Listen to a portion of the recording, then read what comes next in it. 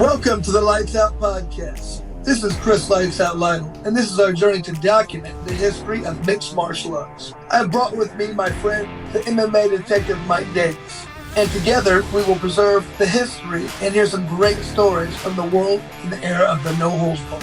Thank you and enjoy. Ladies and gentlemen, special podcast all the way from the Netherlands.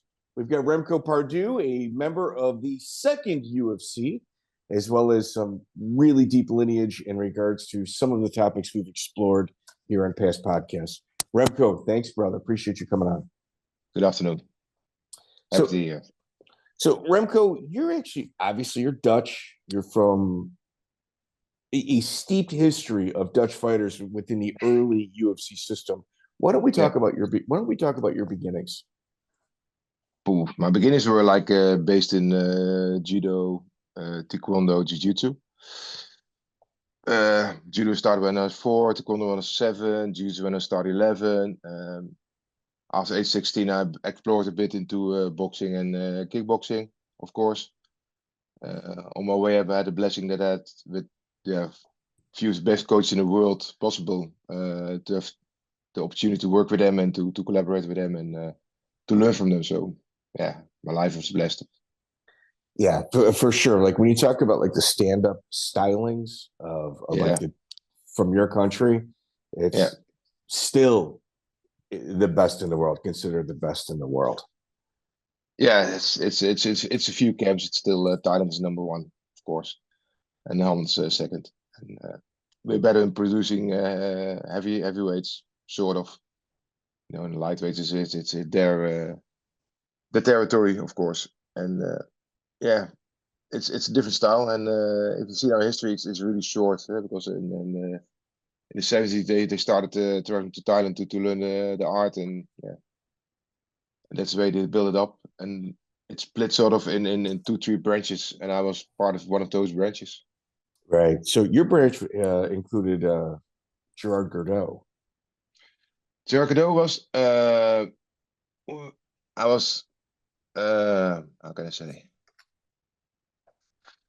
Gordeau Brothers is a bit kind of special thing, and it's it's great to mention it all. The time I did taekwondo, and I wanted to learn karate, kickboxing kind of style. You know, bit of merge of both. So you had to choose either you go to Thai boxing, or you had to go choose to classic Kyokushin club. At Gordeau's place, you know that tremendous fighters, tremendous champions. You have 3 brothers, of course.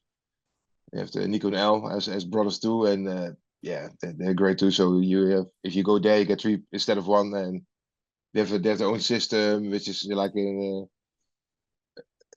good to hybridize between other styles. So it's the very openly based. So I went there to learn karate, and I learned the hard way. It was good because never had a low kick. Okay, so what were those early days like with Gordeau? I mean, he's a real famous guy in regards to really not following the rules too often, and that also seems to bleed into his life as well. He didn't follow the rules in the ring or outside. No, they the difference. They had the differences. You know, they also have traditional Q6 I do to Yama karate, and that's was split up afterwards. Also a bit. I think they did the right thing for themselves, and I think it was the right thing for karate, because they have that once a year that open tournament always, you know, and they just called everybody out like, hey, if you think you can do a stand up, just try thing, you know, it's fine. So they were really good tournaments, you know. It's we tried 1 2 with students, but it's different level. Okay, so you were referred to the first time we've got a peek at you at yourself was March 11th, 1994 at UFC 2. Yeah. You were announced as the Dutch, Belgium, German, and Danish Open champion. Yeah, true. Is that a karate styling? No, it's we have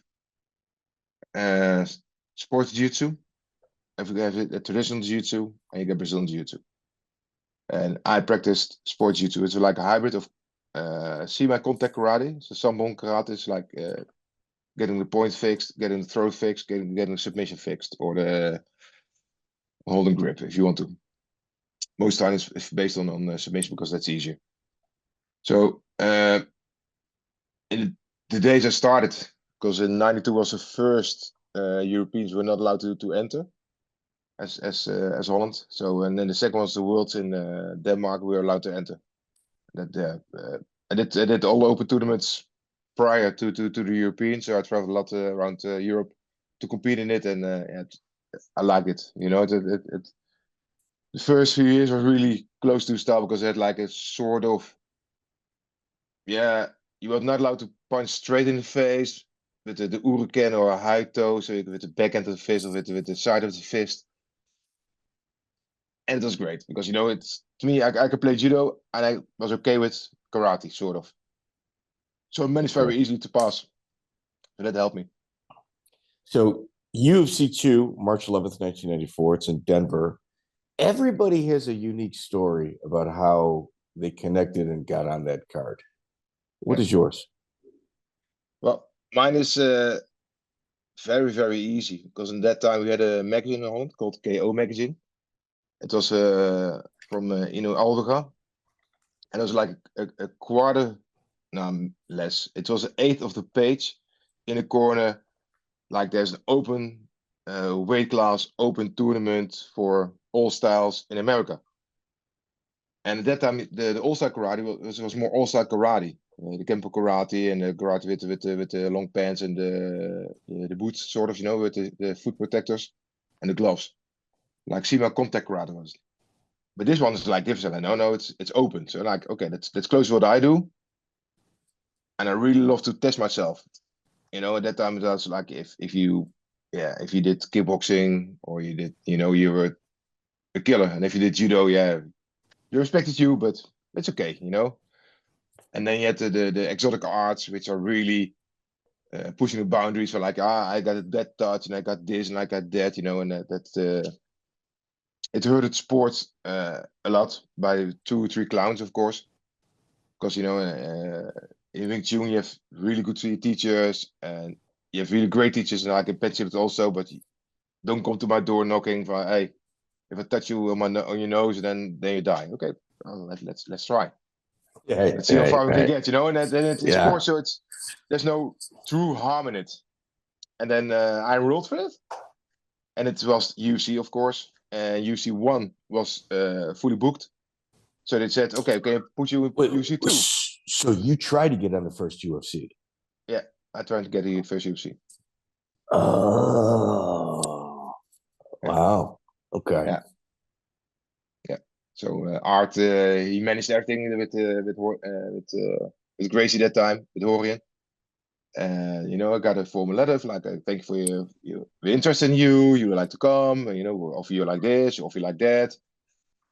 And we had a like that time, for the kids with a younger, you had a fax machine. Maybe you remember, but you know, we had a 38-page fax coming in. Like, you know, it was working all night to that's the only contract. Yeah. You don't read it to sign it. No. So then and then the first one aired, and at the night it aired, there's no internet like today. It was not an internet. No.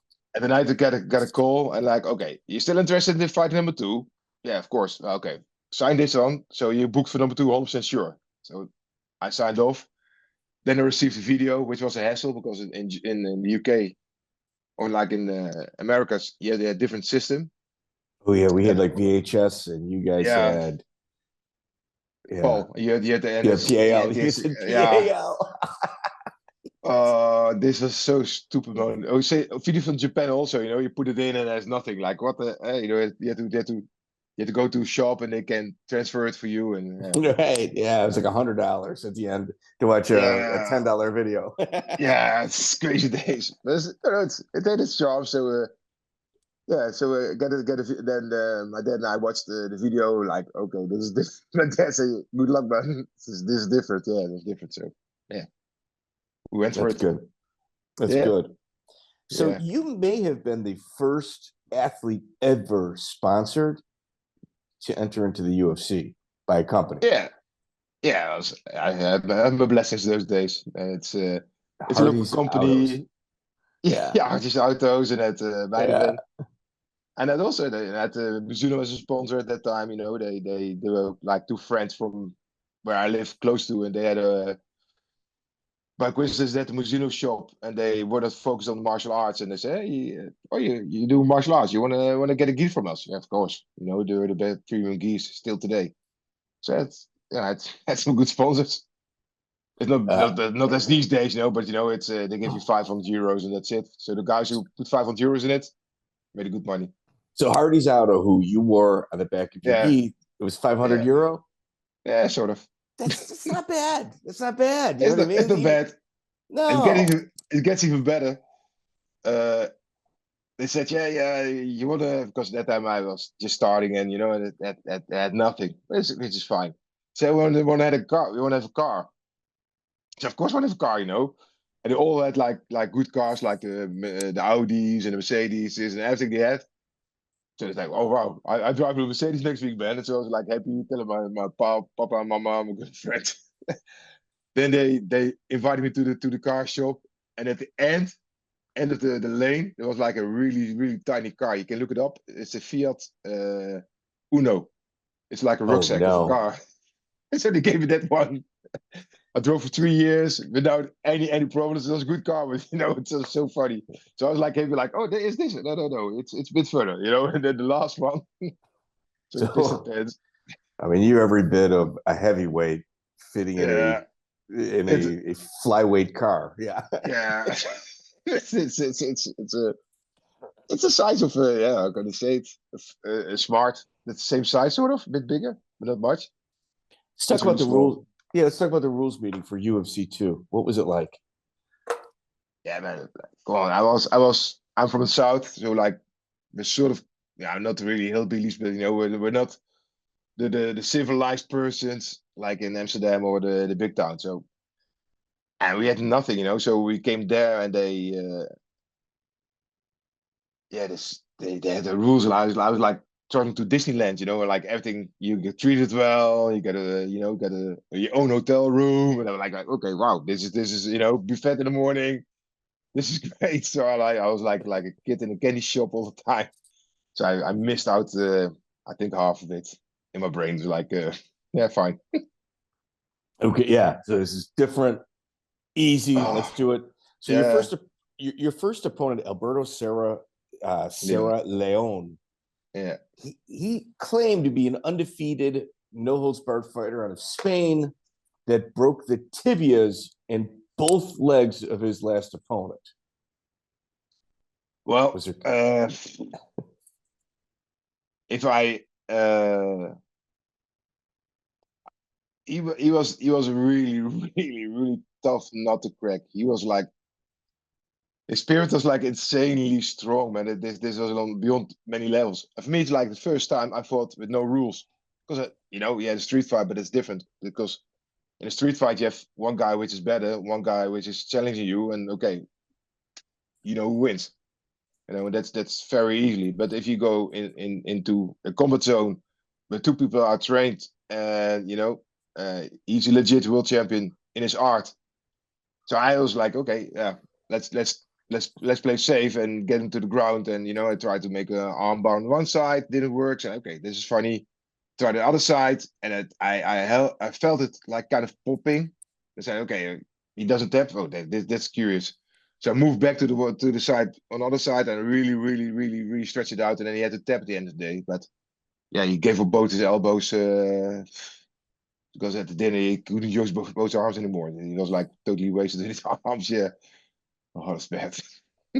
Good. That's good. Yeah, yeah, So your second opponent, Orlando Wiet, is yeah, probably one of the most vicious KOs in UFC history. I mean, even today, it stands the test of time as being incredibly brutal. yeah. It's my 10 seconds of fame, sort of.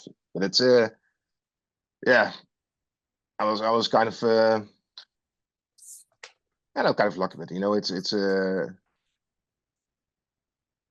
he was he's a smart fighter. He never went KO before that fight.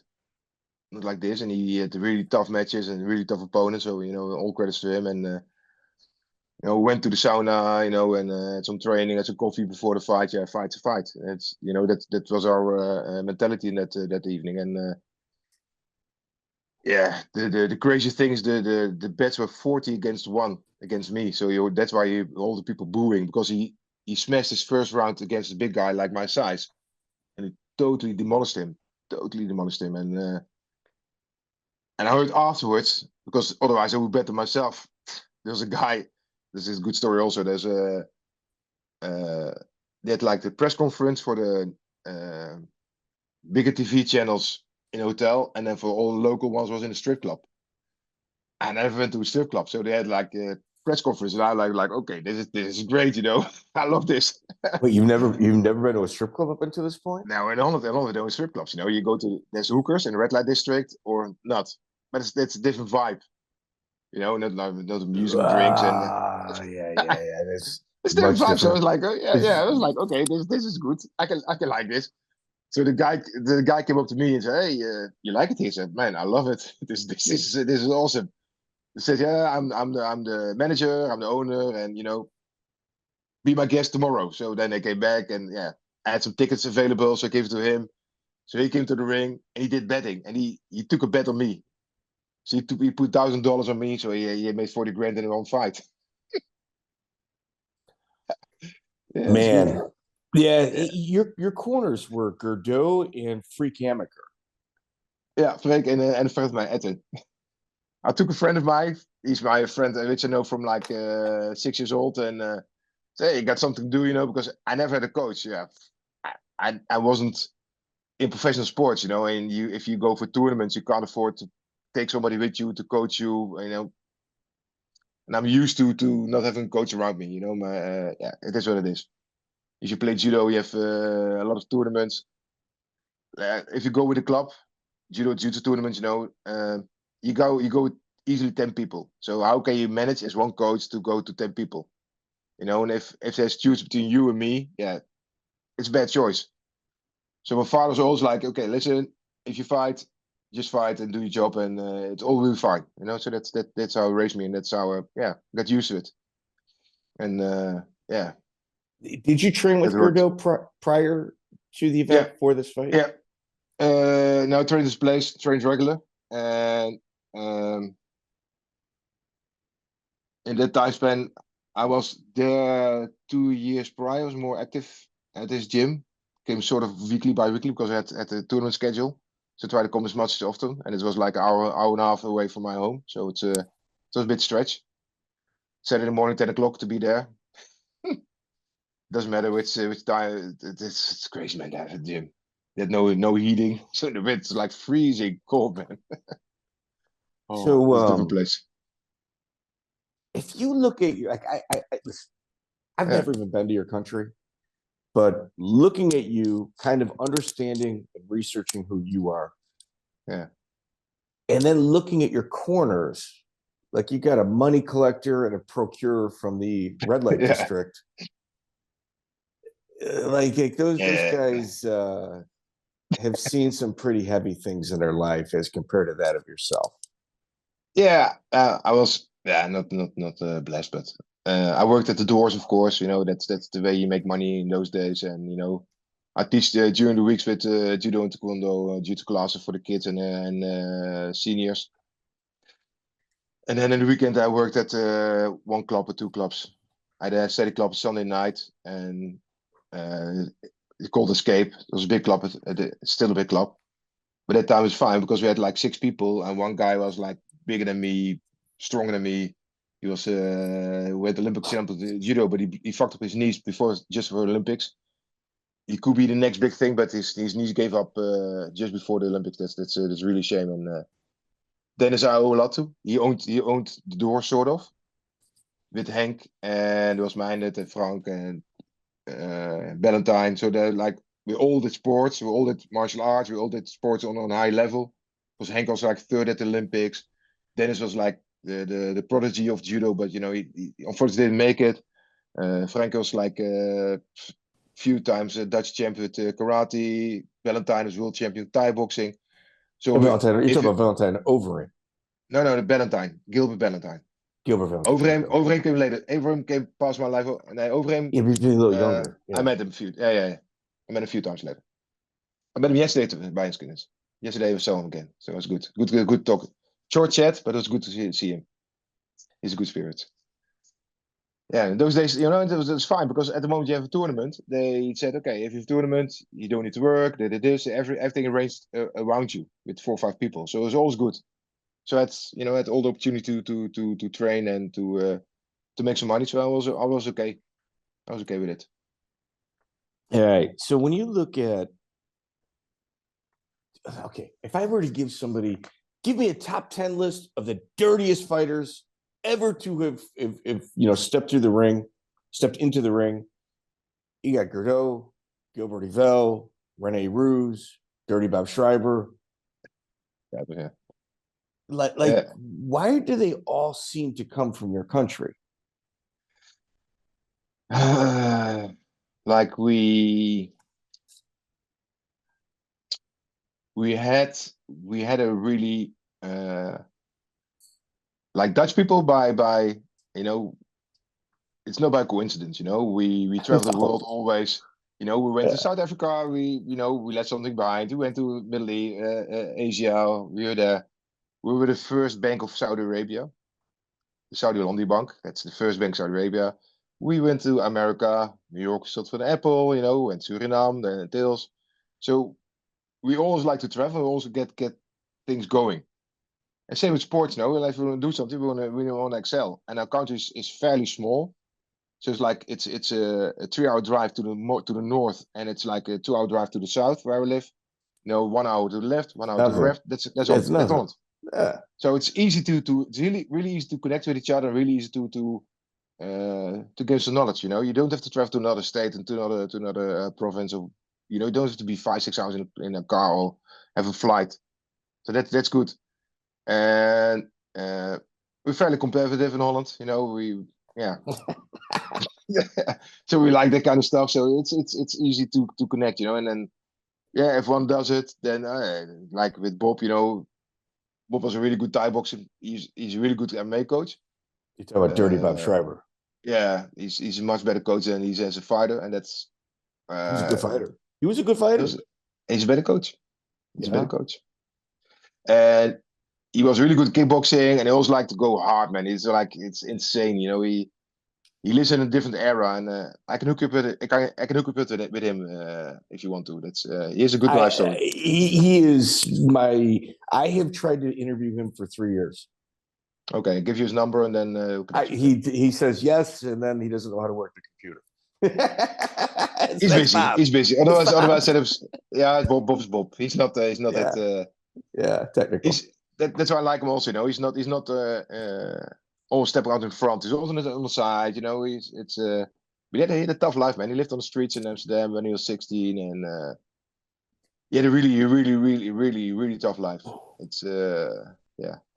So everybody at home knows, Bas Rutten at the beginning of, I think it was Pride 1 or 2. I'm not sure which one it was. It was in the first 10 Prides. He described Dirty Bob Schrijber as somebody that no-showed a few fights in his life, not because he was irresponsible in regards to not forgetting or being scared, but because he got in street fights on the way to the event and got locked up. Yeah, true. Yeah, Bob's something. I worked with Bob for like. It's funny because we trained with each other, and we weren't friends at that time. We're like, hey Bob, hi, but Remco in the same room. We train each other, we spar with each other. Like, he doesn't kill you in sparring. He also tries to raise you. He's gonna hurt you a bit, but your eyes are safe. Your ears don't get bit enough with him. It's in the good side with him. But he was always like, he's friendly, but he was like reserved. And at a certain point, is Stefan Struve, because Stefan Struve. Oh. So he came to me and he asked me, "Hey, can you help us out? I acknowledge you're with Jiu Jitsu, and we know each other, we like each other, you know, we hang out each other for good times. And yeah. Bob is something else, man. He's I worked with him at the door in Amsterdam at the Bulldog shop. Oh man, this brings back memories. Yet I have two good stories about him. So the first one, there was a guy yelling at me or at him like, "You're this, you're that, you're fuck this, fuck that," you know. And then at the moment he dressed, he looked at me for like, "Hey, you fat bastard!" He got a punch in his face. He went down. He said, "Listen, don't talk to my friends." That's his first story. This is like what? Okay, So okay, insult Bob, me. what? Everything is okay. I But you just can't do can't. that to my friends. Oh my god. Okay. The second one is this made him like world famous in Holland. They worked at Bulldog and they had like a ski hut, you know, like with the wooden facades and everything like that. And there was a guy coming in with a petrol can and was putting petrol on the wood and he's trying to lit it. And I Bob like, hey, this is shit, you know. So he went after the guy, run like one or two channels because it's Amsterdam's the grachten zijn divided by channels, you know, the Keizersgracht. So he ran after him.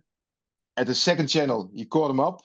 He kicked him in the kennel, and then the police came up to pick him up. This guy was like an IRA wanted guy, an Irish terrorist.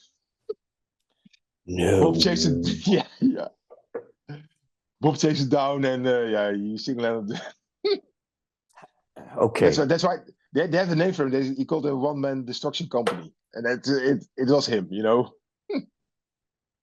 Oh. So, okay, I'm from the south side of Chicago. It is very lawless here in certain areas. Not all areas, but in certain places.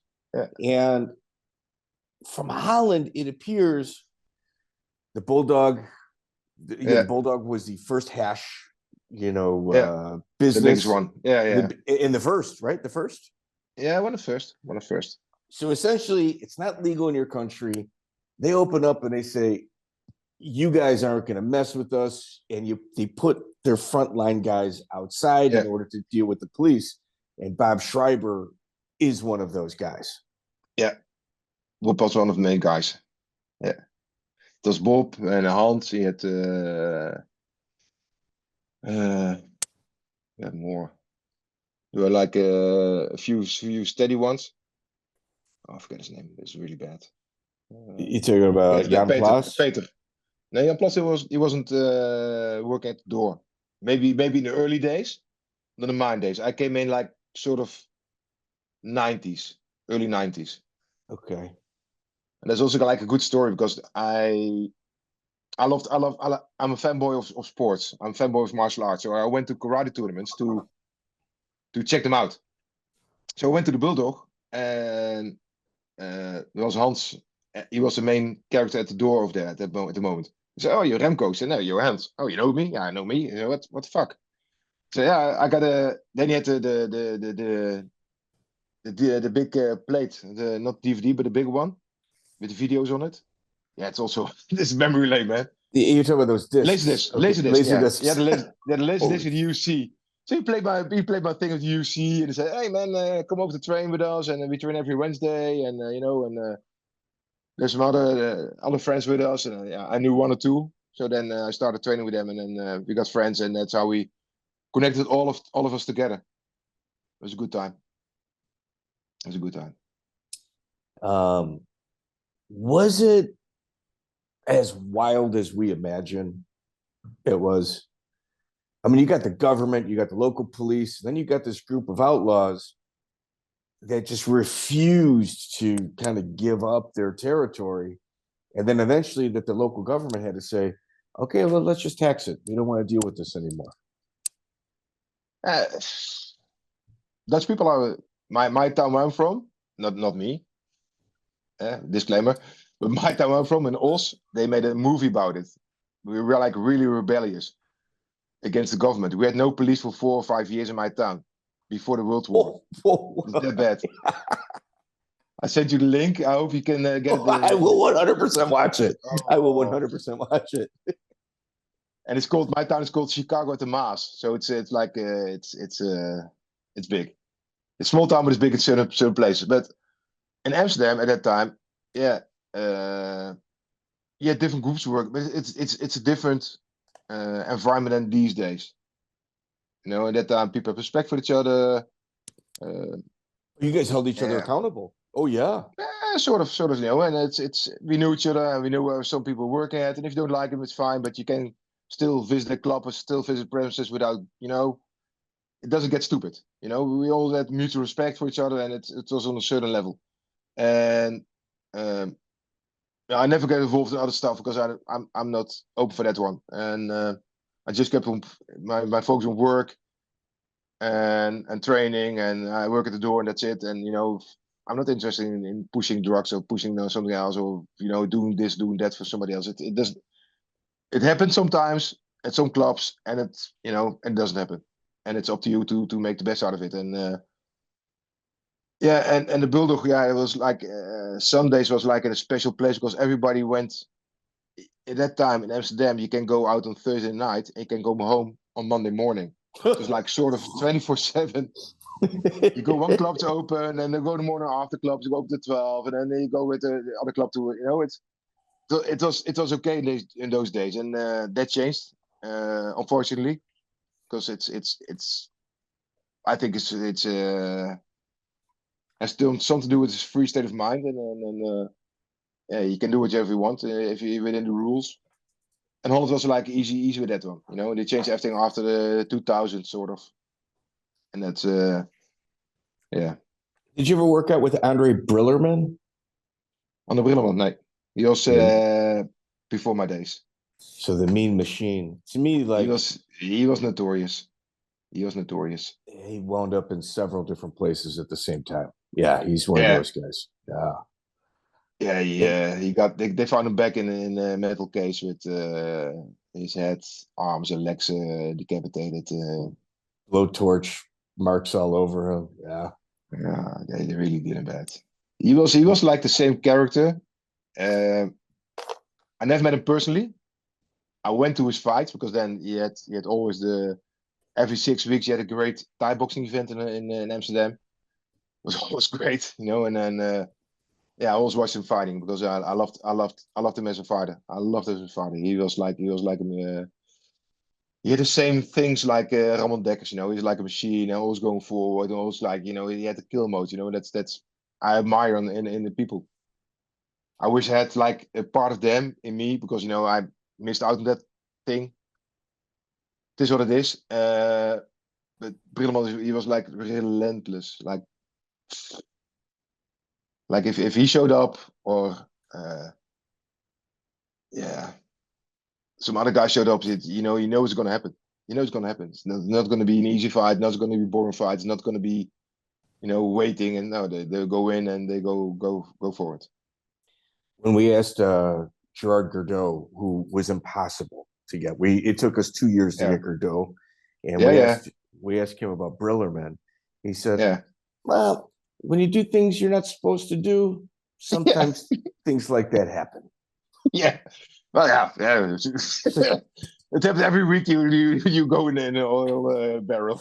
What the fuck? Yeah. He was deeply involved with some people, which he shouldn't be. And it's different. Yeah, was it Klaus Barinsma? I know you got to live there. Barinsma, you probably don't want to put names in your mouth, but I will. Yeah. So no problem. You can talk about it. So your finals, you're going up against the great Royce Gracie at UFC 2. Were you a little concerned heading into that? No, I'm like everybody else at the rules meetings was like, I'm gonna rip his head off, and I'm gonna do this with him, I'm gonna do that with him, and like this and like that. Like man, I try to see if I win a fight, and after that, I win a fight. I try to win a fight again, and we'll see. I can't. I'm not based like that, and I don't like to trash talk about people. And I had 3 unfortunate fights in my life, and that's fine. And it's okay. But if somebody trains hard and you never know what he offers and brings to the table to get there. So for me, it's like, I see what I'm going, and then the stupid thing is like he finished me and Shamrock in the same matter. It's fucked up. And it was like really, watching. Oh. yeah, watch it. What's the first one and what's the second one? It's the same setup. He goes on a side control, and then he hooked my leg, and it never happened with me in my entire life. And I did a lot of competitions. I know competition, not at the level at Brazilian Jiu-Jitsu at that time, because that was another breed. Because it's like really close and connected to combat sports, which we didn't have in Europe. And we didn't have Valatudo, of course, and we didn't have the Grace family in Holland, in Europe, of course.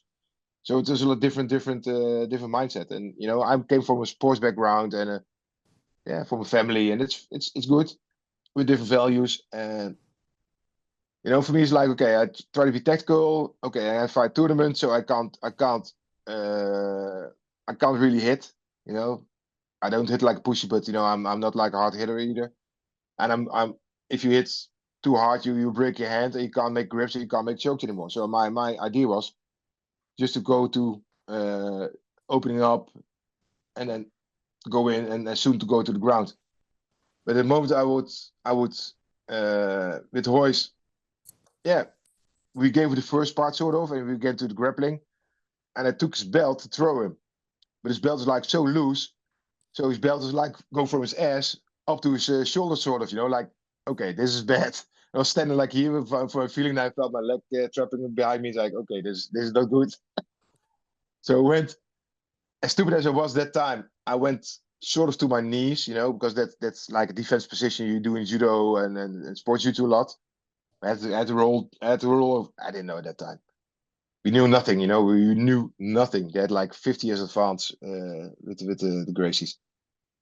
And he just took my leg. And that's like I was like, okay, this is strange. Normally I can move around or go for a leg and dive in or roll in or step over, but I was trapped. And then he set up the choke really, really nice, and he just waited patiently with me. Yeah, the lapel choke. Yeah. Yeah, the lapel choke. Yeah, this was a 16-man tournament. Yeah, so the only one. Yeah, normally at this point you're in the finals, and there's another fight left after that. Yeah. It was a strange night. Yeah, Royce beat Pat Smith in the finals. Pat Smith, the only man to win 3 UFC fights in one night and not be a champion. Yeah, that happens. And you get, I think he made like 10 grand, maybe, because I made 5 grand for 3 fights. Yeah, at the time that was big. That was huge money back then. It's huge money, man. It's huge because I in Holland we had like $1,000, $1,200 a month. There was like normal average income. So like 5,000, like 3 months income. For like, okay, I'm wealthy, Yeah, I'm rich for a little bit, baby. For a little. Yeah. For the next 2 months, I'm rich. I'm rich. Yeah, nobody can touch me. Yes, it's also good because I saved the money for to go to Brazil to train, and I had like $3,000 sort of. So I had money for like 3 months to train in Brazil for that time. And at the time I traveled to Brazil, they changed the currency. So I had money for like 2 weeks. so I was fucked up. Oh man, it was bad. So it was a bit shorter stay. It was good. Money was well spent. Yeah. But those days was normal, man. If they I coach a few people over there. I can't mention any names, of course, but they make like 150 grand for a fight, cash. How are you gonna stow 150 grand of cash away in your pants and your trousers and and then the good one is, you come with it because you have to pay in Holland. You have to pay 50%. If you fight abroad, they can charge you 50% tax. They can. I can tell now because it's way past the time. It's 15 years ago, so it's okay. Yeah. So we came to the airport. You get a big trophy, it's like 6 feet tall trophy. Very obvious. Only gorillas walking like this. With money over everywhere, stashed in the pants and in the jackets and everything. Hey guys, how are you doing? Yeah, great. Oh, you see the tournament? Yeah. How was it? Yeah, it was good. Okay, picture, and I walked through. We had a lot of times. Yeah, it was like insane. And at a certain point, we had 3 fighters, so they all won. So how they get against us? It's both Oh, good and bad problems. Yeah. yeah. Oh, it was great times, man. Okay, someone is taking a boat home from Japan. They're not. Yeah. they're not. Yes. They're not taking the airplane. I'll see you No. in 2 months. Yeah, most likely. But they arranged something with the bank account, so they made it like a transferable account somewhere else, and then it was good, you know. But yeah, in those days it was cash. They gave cash. Can you imagine if you so, came so one you, tournament? yeah, you were in Japan during some pretty crazy times. Do you remember Yeah, when Fedor's management was kidnapped during the Pride negotiations? I didn't get that one. I Okay, get a I thought you were there around that time. yeah, they were Okay, yeah, it could be. so 2005. Okay, Oh, that could be. Was it fair Russian enough. management or the other management? I know that some of the Dutch, was it Bas Boon was also involved with that, where he Um, was also kind of taken away as well. yeah, Bas. I've Bas tried to get is. him on too. I've tried to get Bas on too, Bas Boon. You have his number, so you get I him have connected. it. Yeah, I have it. He says Okay. yes, and then he says no. He's a he's it's a he's it's a because of questions like this. Questions like this, I don't think he yeah. wants to answer. I think that's what it is. You can tell because to me, Bas is one of the absolute masterminds ever. You know, I agree. and I agree. Brilliant. he what he did, he taped from every Dutch kickboxer because he went to like a local event where 1,000 people show up. He taped all the events. And he told the guys from the events, "Hey, I can tape with you. You get my 10 videos, and then the rest of me." They all said, "Okay." So he got all the videos from Peter Aerts, Ramon Dekkers, uh, all the great ones, Host, Bojanski. He has all the footage from 0 to K1, and he sold it. And then he when everything collapsed, sort of, you know, and then they sold Glory to what Glory is now. He sold all the videos. He gave it away to make him. Yeah, so he made a big bang with it. Yeah, he's living in Thailand right now. He's trying to make his And listen, kids YouTube stars. Yeah. yeah, that guy, yeah, he'll make it. He's he's a smart dude. Yeah. If you see what he achieved, you know, and yeah, he learned a lot from one or two guys, and they helped him, and he helped them, of course. But you never have to forget that he gave so many fighters a space to fight and to prove themselves abroad. You know, and you can say, it's I didn't make him enough money, or the percentage was too high. Fine, you sign it, you made a deal, have it. You know, and he created a lot of things with it, a lot. But if you want to talk about pride, I was there with because in we owe as Holland, we owe a lot to Gilbert Ivel, a lot. Oh yeah. Because Yeah. Gilbert was the champion of rings. And at that time, price going up. And I was with Ron. He passed away a few years ago. He was the management of Golden Glory. So we had meetings in hotel from rings. Across the side was the hotel where the people from Pride were. So we went to first one, showed he showed his templates, went to the other hotel. So listen, this is our deal. What are you gonna do? So they went from 25K to 50K to 100K to 150K with an extra fighter, with the business class ticket. So we went from an okay deal to like tremendous good deal. So the deal with Gilbert was that he could take one fighter. So Overeem, Sam Schild, Geliet and other guys, they're all on his back. Heat Herring, of course. They all traveled due to him. So he paved the way sort of for a lot of Dutch fighters. I think he doesn't get enough. I don't think he gets enough credit for that.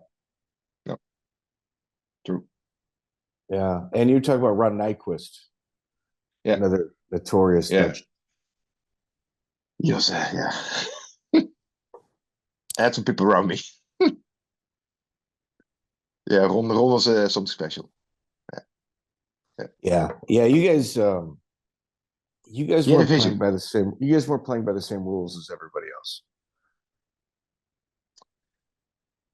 I was.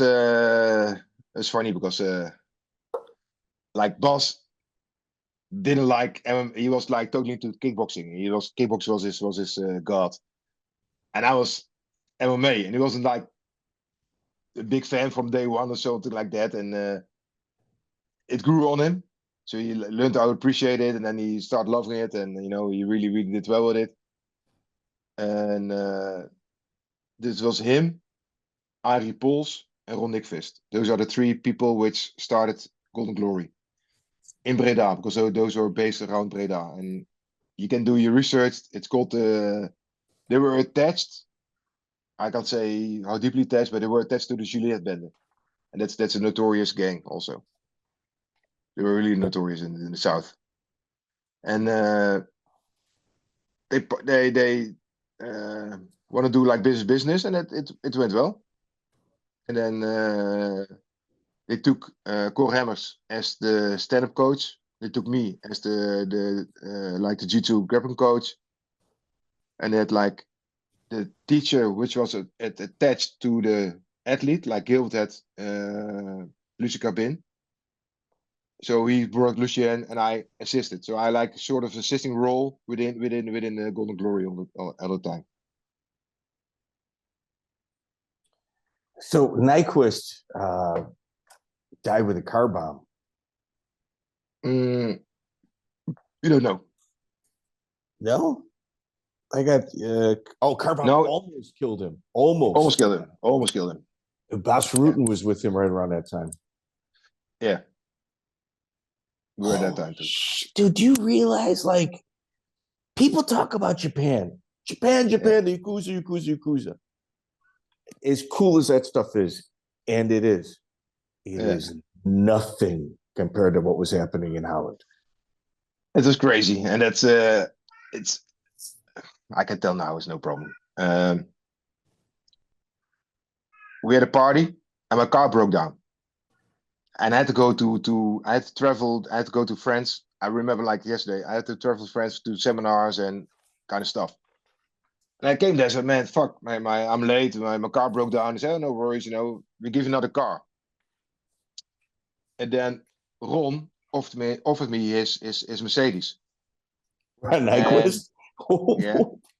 Okay. And then hey, the balloons. I don't know what the fuck that is. You're in the middle of a mafia story and some balloons go up. Go ahead.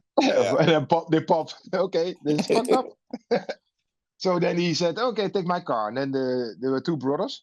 And he said, no, it's fine. Take our car. So I got a 911, Porsche 911 for like 2 months. What happened? The car I was supposed to drive, the Mercedes, that one got blew up the next day. Yeah. Yeah. It's insane to think about it. I brought it to court, and they never, because they did businesses with buildings in Amsterdam. So they buy a building for 1 million, going to renovate for 1 million, and they're going to sell it for 3 million. So make 1 million profit on each building, sort of. There was that kind of business. And Ron was bringing the money, and the brothers, they were like the caretakers for the homes and all the paperwork. And they agreed on certain terms, like a 30-60 or something like that. But he found out it was turned around. So he went to their home. So listen, guys, fine, we're going to close the business today, but I want my money back. I said I have like 5-6 properties, so it's like this amount of money. And they went back and forth. Then the attempt came to his car. They tried to blow up. and then he went to their homes to get things sorted. At the moment I was at home, he heard one of the brothers talking to a guy on the phone because he was doing the shit, and there was the kids was next door. Okay, he's now here. If you come here within a half hour, we're gonna fix it today. That's what he heard. So he heard that. He went to the brothers and shot him right into the head. Yeah, Rob and Eric Dreisen. Yep. Yeah. They were insane. heavily involved in those shows in Aruba. Yeah, it was good. It was good. They owned a lot of. I sometimes when you want to take somebody out, we're gonna do a car bomb. It's like the intricacy, time needed to do something like that is a lot. But you guys also had guns in your country. Wouldn't it be? It's like, well, that seems to be such a much easier way to get rid of a problem than getting underneath the hood of a car and waiting for them to start it. Yeah, and Ron got lucky because he started the car when the doors were open. The doors are open. That put the pressure away. And when the doors closed, the job will be finished. So it's a crazy story, and it's crazy what happened afterwards, and I think the team at the time, they struggled with it. They really struggled with it. Wow. Yeah, pretty incredible. Let's talk about July 6th, 1994. You're back in Japan. I should say back in Japan. You're in Japan for the first time. Yeah. Pancrase 4. Vernon Tiger White. Legit. Legit opponent, bro. Yeah. He was a tough cookie to break. Jesus Christ. He's a good fighter. He's a really good fighter. And he got a lot of talents. And he came out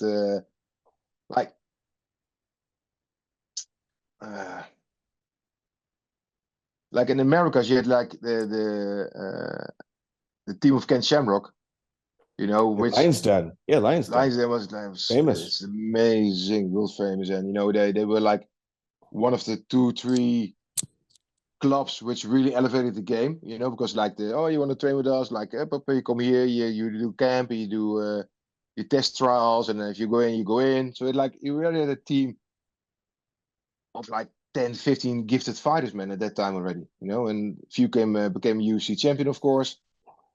And for me, it was me. And I trained left and I trained right, and I only had like regular students, in my club. We weren't like an Amsterdam club with like a lot of aggressive fighters or like, we didn't have that one. So I trained left and right around, but it's a different setting if you have your own club where every day 20 people come in, which really going to test you and elevate you. And and Shamrock had a great team at that time. None of them were weak. They all were good fighters, technical, tough. Man. If you had Ken and Frank Shamrock as your mentors and coaches, man, that's a gift. It's a gift. Yeah. You guys, you won. You won by KO, and like you said, you had Ken Shamrock in the other corner, and this is at a moment where everyone's still learning. Yeah, that's especially us. We had nothing, We had huge nothing. I was in '93. I was the first one in Europe which started Brazilian Jiu-Jitsu. I was the first. So there was no BJJ, and there was no MMA. The first MMA was UFC. You had some free fight by Chris Dolman, of course. Some were fixed, some were like open. Of course, yeah. But it was different, It's different rules. Bitch slapping instead of punching in the face, grabbing the ropes. It's a different thing than we had. And Bas, he got picked up by Pancras in the early days already. So it's like he was very settled in Pancras, and he did really, really well. And for me it was like first fight, and just see, it's different. Your second fight, July 28th, 1994, was against Minoru Suzuki. There's a lot of people to kind of look at that. Me too. Suspect. Yeah, suspect you too? You wonder what happened there too? There's also, So I told you I went to Brazil to train. Who One class with? from Who in Brazil? I went to Yamazaki, Fernando Yamazaki, because he was. Yeah. I met the Brazilian team, and it's they went to Denmark. It was Fabio Cugel. There was Jacques Reis's coach. There was Fernando Yamazaki, Silvio Bering, Voivo Smurf. Yeah, you don't know, but he's a Silvio hard-headed Bering. coach. Yeah. Yeah, but Famous guy, the very coach, famous. yeah, very knowledgeable, very, very good. Head coach of Fabricio Verdum, of course. But you were with Uh, Yamazaki. yeah, so And they were there, and just so they everybody said, knows. Sorry, I apologize. That's yeah, UFC referee, former UFC referee. This is his the father. brother, his The brother, brother? Fernando. Okay. Yeah. Go ahead. So I went there to do the tournament, and because of Royce, I know at that time there was no like big magazines and internet, so everything has to. And there were no Brazilian fight magazines in Holland. But I knew they did something different than us. So I said, okay, listen, we connected one way, another way, like, okay, we got sort of friends. Say, hey, you want to come to my place and do a seminar, and if you ask 10 people, normally 2 people show up. So I was standing there at the train station, because I said, yeah, we're going to arrive at the train at 8 o'clock at night on Fridays. Okay, fine, I'll be there. I was there with my Fiat Uno. The whole team was there, except Fabio and Jacques, because they went somewhere else. He was in hospital at that time. He broke his leg, unfortunately. And so they all came. And that was like the first time Brazilian Jiu-Jitsu landed in Europe. And that's, from there, it was a learning curve. And what I always did is like try to get people over to my club every 3 months. I had good teachers and great teachers, of course. And yeah, that's how we learned. And yeah, it's not. It was a bit closed off at that time. The Brazilians kept their stuff with them, sort of, except Fernando and except Renzo. Renzo really opened my eyes with a lot of stuff, as he is the legend. So for me, like I was like sort of a half year in MMA or no holds barred. Getting back to the story, I was promised that I could get a flight from Brazil to Japan in time, and that didn't happen. So I had to fly from Brazil to Portugal to Holland. From Holland, I had like an 8-hour or 6-hour layover, and I had to fly to Japan. 4 hours after arrival in Japan, I had to fight him. I was dead. How many hours on the airplane were you in travel? A lot. It's an 8-hour flight to Portugal, 2-hour More than flight one day? to Yeah. 10 and 10. It's 20 hours flight in 26 hours, something like that. Oh my God. I was so tired. I was, and it wasn't my best. It wasn't my best day, and yeah, I shouldn't. I had to take that fight. I should have left it as it was. I had to postpone it or something like that, because they agreed something and didn't do it. Okay, it can happen. I don't know whatever reason it is, but yeah, arriving 4 hours prior to a fight.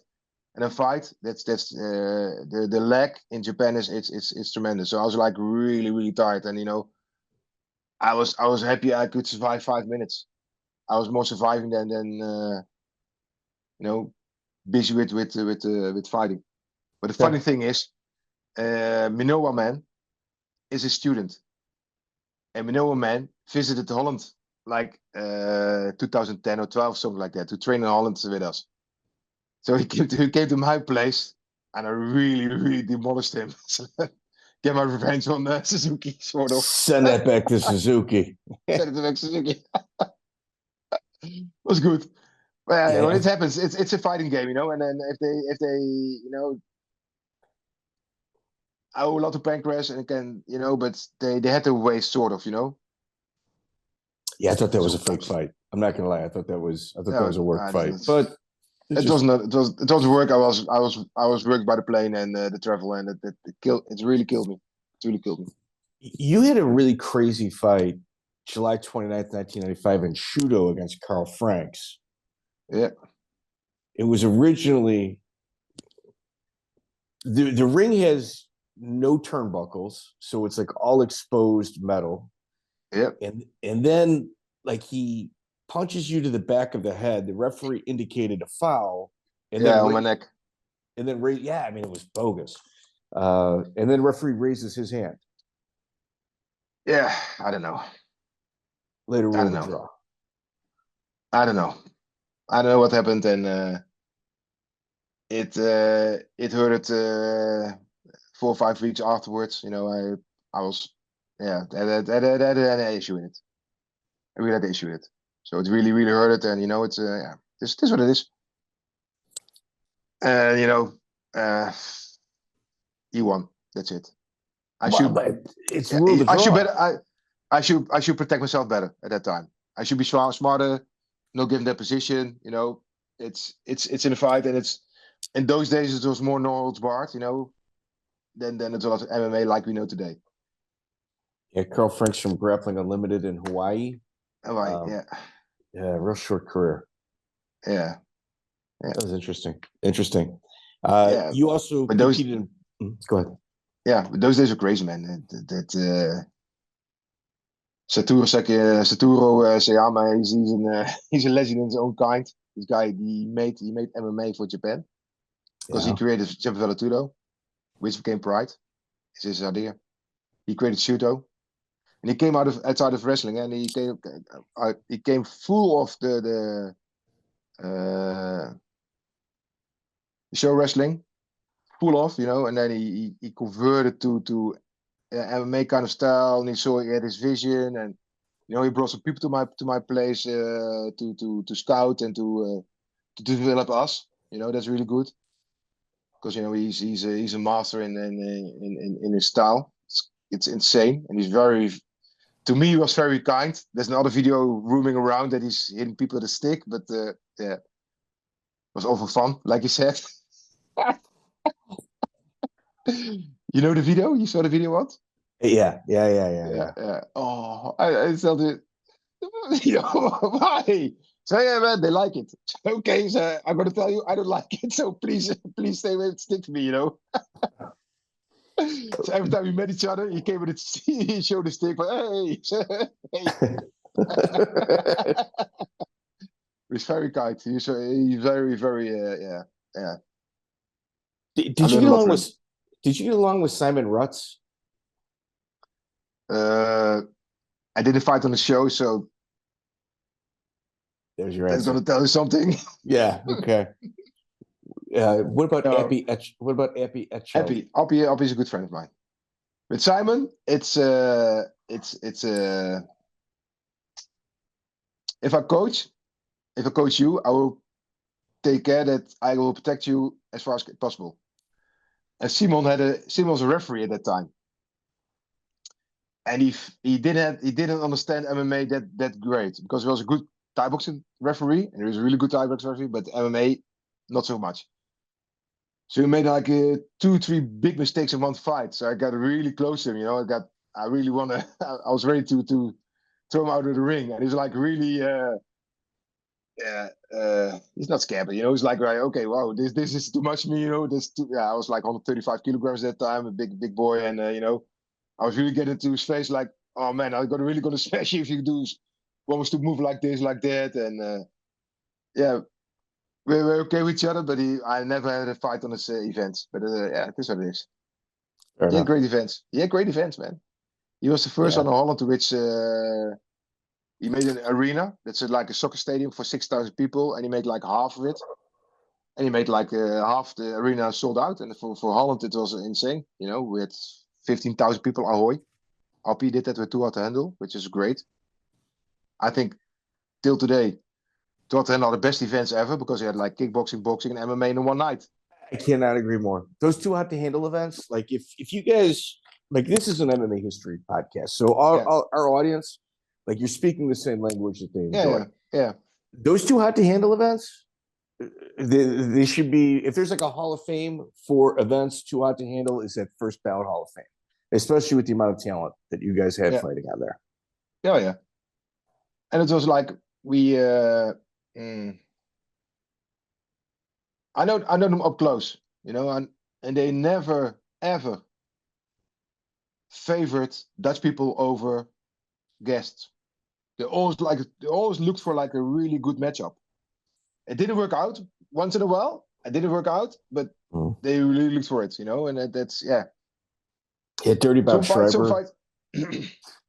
I know it's too hot to handle. Dirty, it's dirty for nothing, for no reason. Oh, he's dirty. Yeah, it's different. His fights were epic, man. Oh, well, when you at the see time, him, I can tell the story. He had to fight a certain opponent. I don't mention the name, and they really disliked him. So what they did, they peed on the gloves. So when he punched in the face, he punched in the eye. So the pee will hit the eye. So the guy look like after one round, he look at his eye swollen up, tears in his eyes. Oh, and it's if you went to the ring, if you smell the gloves, like, ooh, that's you can smell it like a half a meter of it. Oh, those days, man. It's like, oh, you can't make that up. You can't make that up. Oh man, his fights, like he had his thing with Gilbert Eiffel, man. It was like they were completely wars, man. The whole arena was like going left to right, and when we talked to Gilbert about fighting Dirty Bob, he said, "Well, first he's on drugs." Yeah, a lot. When you see Bob exit the locker room, walking to the cage, his eyes are like, they're huge. They're coming out of his head, and it's just like, yeah, they sniffed salt. Is that what it is? Salt? Yeah. Okay. Yeah, the salt they have to sniff to get you up. Like they use with the smelly salts. I think there's a little bit more in there. In those days, there were, people used. I never used it, but some people used it. But it's culture, it's culture. Right. But Bob, I love Bob. I love Bob to all of my heart, But people take drugs. We have to do weightlifting, and one or two guys forgot the part of weightlifting. They took a lot of drugs, got really strong, but the physique was not on top. Mine was never on top, of course, but. Yeah, they were like fucked up men. So like jacked horses. And I had one or two fighters. I can't mention any names, but you know exactly when they were into the scheme of getting ready for a fight. So you like get really aggressive, like give it like this, but that's good. It's all fun. There needs to be a movie about Dirty Bob Schrijber's life. There should be a movie about not even a movie. No, a Netflix series. It's 2 hours is not enough.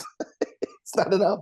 Yeah, it's not enough for them, man. It's yeah, and it's funny to see because like the thing I mentioned at the door, he doesn't give shit to talk about me, man. Whoop, he really protects me, like okay with his life, sort of. You can see his side, and the funny thing is he has.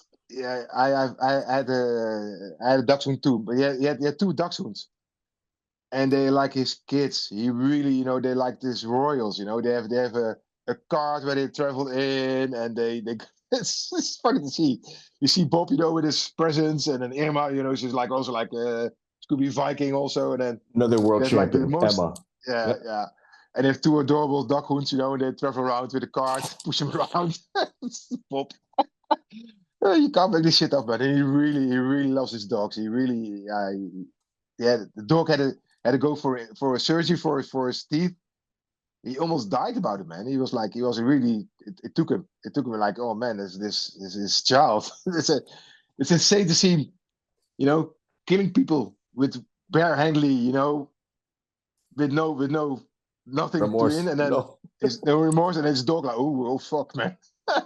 This is serious. Yeah. Serious. Serious. That's serious, Bob. You killing people. There was a good one with him. I had a 2 Handle fight, and we were on the same card. And I should have fought Moti Horenstein, and he changed the card at that night. And he fought Moti Horenstein. There was please watch it. It's on YouTube. It is mandatory. Yeah. If you are listening to this interview, you need to go on YouTube, look up Dirty Bob Schrijber, Moti Horenstein. Go ahead, sir. Part 1 and part 2. It's Yes. So like a locker room, yeah, they changed the opponent because they thought Moti was better suitable for Bob because his striking, and Bob was like kind of striker, you know, and then because I fought a grappler, and fine, but the fight was so fucking tough. My dad is a war child, and he's used to violent, and he's a teacher, of course. He's used to it. It was my locker room, and Bob was so far away. They had to put like needles stuck through his hand to keep him awake. He was that far. He was that far. He gave everything what he had. He was like out of the zone already, and they took needles into his hand to get him revived and to get him back on track. It's like fucking hell, man. I was like, yo, Yeah, Bob Schrijber. yeah, Mighty Horenstein took more fouls in that fight. yo, yeah. And then, Their whole career. then people do an entire career. And then Yeah. when he couldn't continue because of the fouls, they raised Dirty Bob Schrijber's hand. Yeah. And Dirty Bob was like, no, please, man. I don't want to win this way. I don't want to win this way. He just fouled him 50 times. Yeah. It was a crazy event, man. It was like in a party center. I never forget it, man. My dad, it was my dad's first time. We went to an MMA show. So it's it was in the suburbs of Amsterdam. There were helicopters above the roof, you know, police around. It's like complete out of, you know, like there's gonna be like a gangster scene or something like that. It's my dad like, yo, what the fuck is this, man? Yeah. This is what you do? This is what you've been doing? Yeah. It's just not my dad story is differently, but it was good. It was a crazy show that night. It was really it was like a warehouse kind of feeling, you know. It was really raw, and it was good. It was good. Yeah. It was a good card. It was a good card also. 2 out to handles are always fantastic cards, especially when it's two people you don't know who they're fighting. Yeah, who they're fighting each other. It's great. September 8th, 1995, UFC 7. You're in Buffalo, New York. The last time 2 people fought with gi tops on was this fight right here when you fought Ryan Parker. All right. Yeah. Yeah, I was used to it, man. It's I don't look good naked. Let's get that out there. So I have to wear a gi to. So that's one part. But I played judo and jiu-jitsu all my life with a gi. So for me, it's comfortable to be in a gi. And if people get in distress, like most people, they will grab something. They will grab a gi. For me, that's for me fine because there's one less hand to control or less one to worry about. If the grab's fine, you have to protect the other one, and that's good. So for me, it was like common nature. It's really good. So Ryan Parker, for those of you that love like the old UFCs, he was an Okinawa karate kumite fighter, 3rd degree kumite, master of pressure point strikes, and then he claimed breathing techniques made it impossible to choke him out. Yeah, I'll choke him. I choke. Yeah, but if there's a grizzly on top of you, then they have to smother you. With yeah, it was man, but it was. Yeah, UC2 should happen in like a bigger stadium, and they went back to like convention center. With that 2,000 places, they sold 4,000 tickets. So you imagine how busy it was there. Yeah. And UC7 was the biggest till UC 100, sort of. It was a hockey stadium, sold out. It was the only one which was really, really big. So for me, like, okay, there's 25,000 people. Nothing with pride on 50,000 people, but for me, it was like really, really, you know, like it was like, wow, this is At that time, you see, you know, it showed the potential of UFC. What is it today? Oh yeah, for sure. Yeah. And like if you look at your resume, you got Royce Gracie on one side. Your next opponent's Marco Ruas. Like to me, those are like the forefathers, like the guys that really, really pushed the sport. They pushed it. Yeah. I have my concerns about Marco Ruas, and it's okay. It's fine. It's He used grease. He used so much grease, and I was not used to it. To fight somebody with I don't know how it's called in English. You have to Oil. Yeah. yeah, no, you got Vaseline. if you so kind of Vaseline if you milk the cows. Okay. Yeah. Inappropriate, most likely, but if you milk the cows, they put it on the nipples. Like they put it on the nipples, and that's called eierzalf. Okay. But if you put it on your body and you go in a hot tub, yeah, it's get crazy.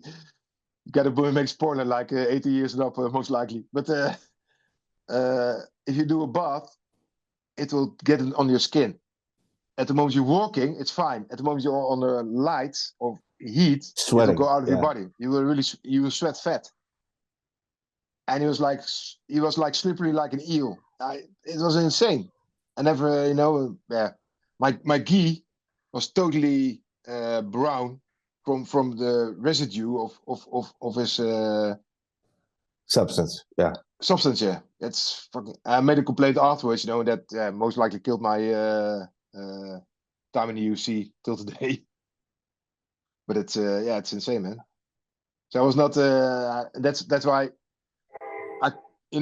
If I win, I win. If I lose, I lose. I've no. With him, it was like, okay, this is wasn't okay. So at the moment he slipped out and he got the mount. So like, fuck it, man. I'm not gonna get my head beaten for you for $1,000 enough for a cheater. That's and I should have a rematch. I should have a rematch, and I broke my leg prior to it. So I was out of the game for 2 years in '96.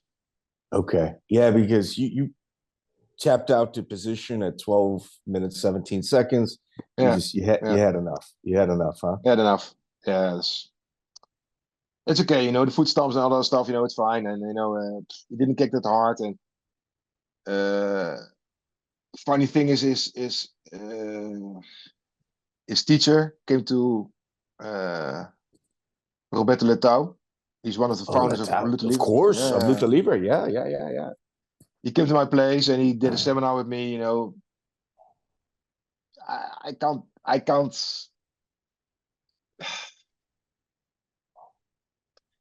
Letao is so gifted, and he's such a great teacher and such a great person. His techniques were like, this guy learned me in an hour and a half more than I learned 5 years with somebody else. Dead honest. The details, the refinement, and the logic and all the steps. Marco Ruas wasn't the smartest student, because if you paid attention with his classes, you would be much, much, much further. If I gained a few things from one class, that still stick to the, yeah. Wow. Letao is something different. He was like one of the.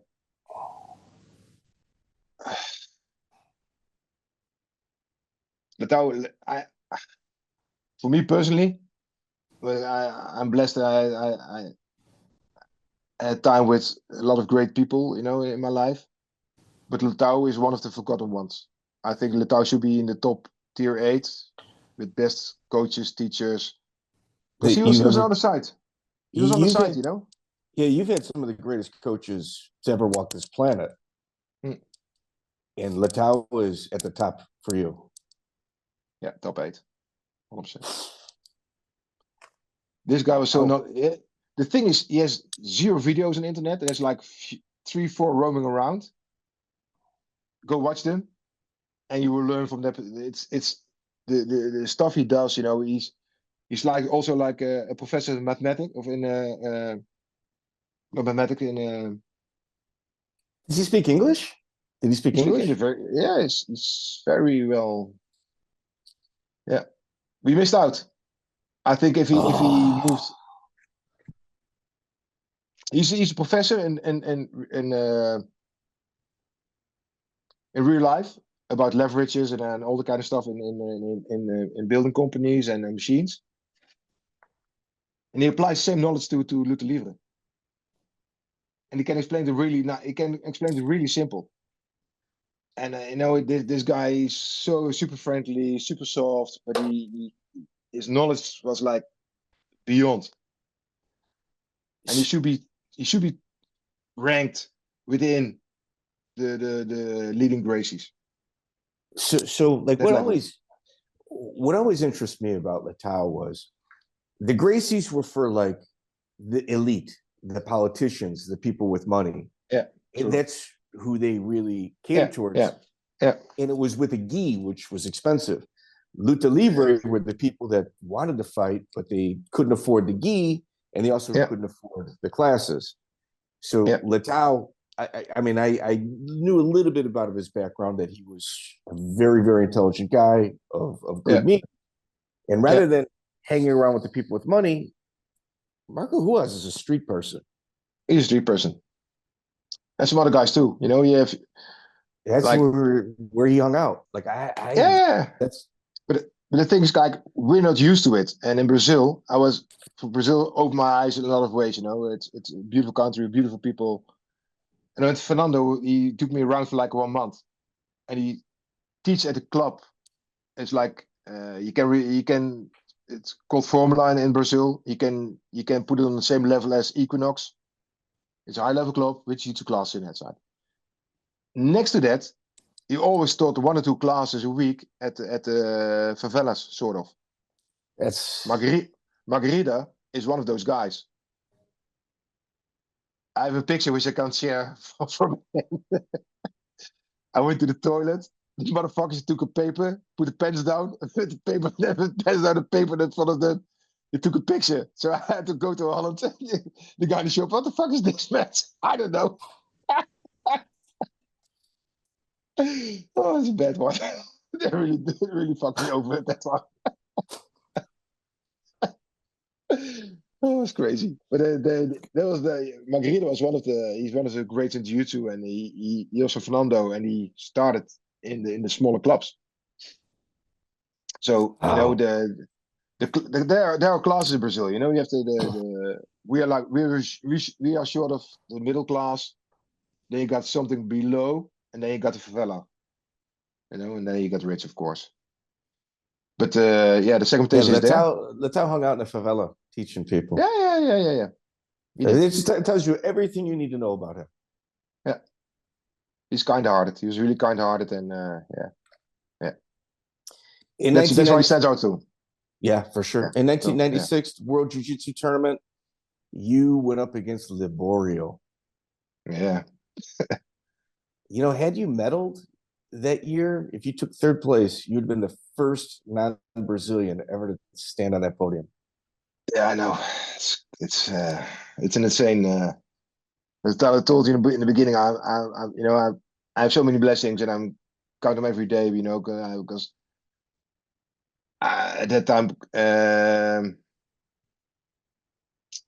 Carlinhos was having the first World Jiu-Jitsu Championships, and he gave me a call to Fernando.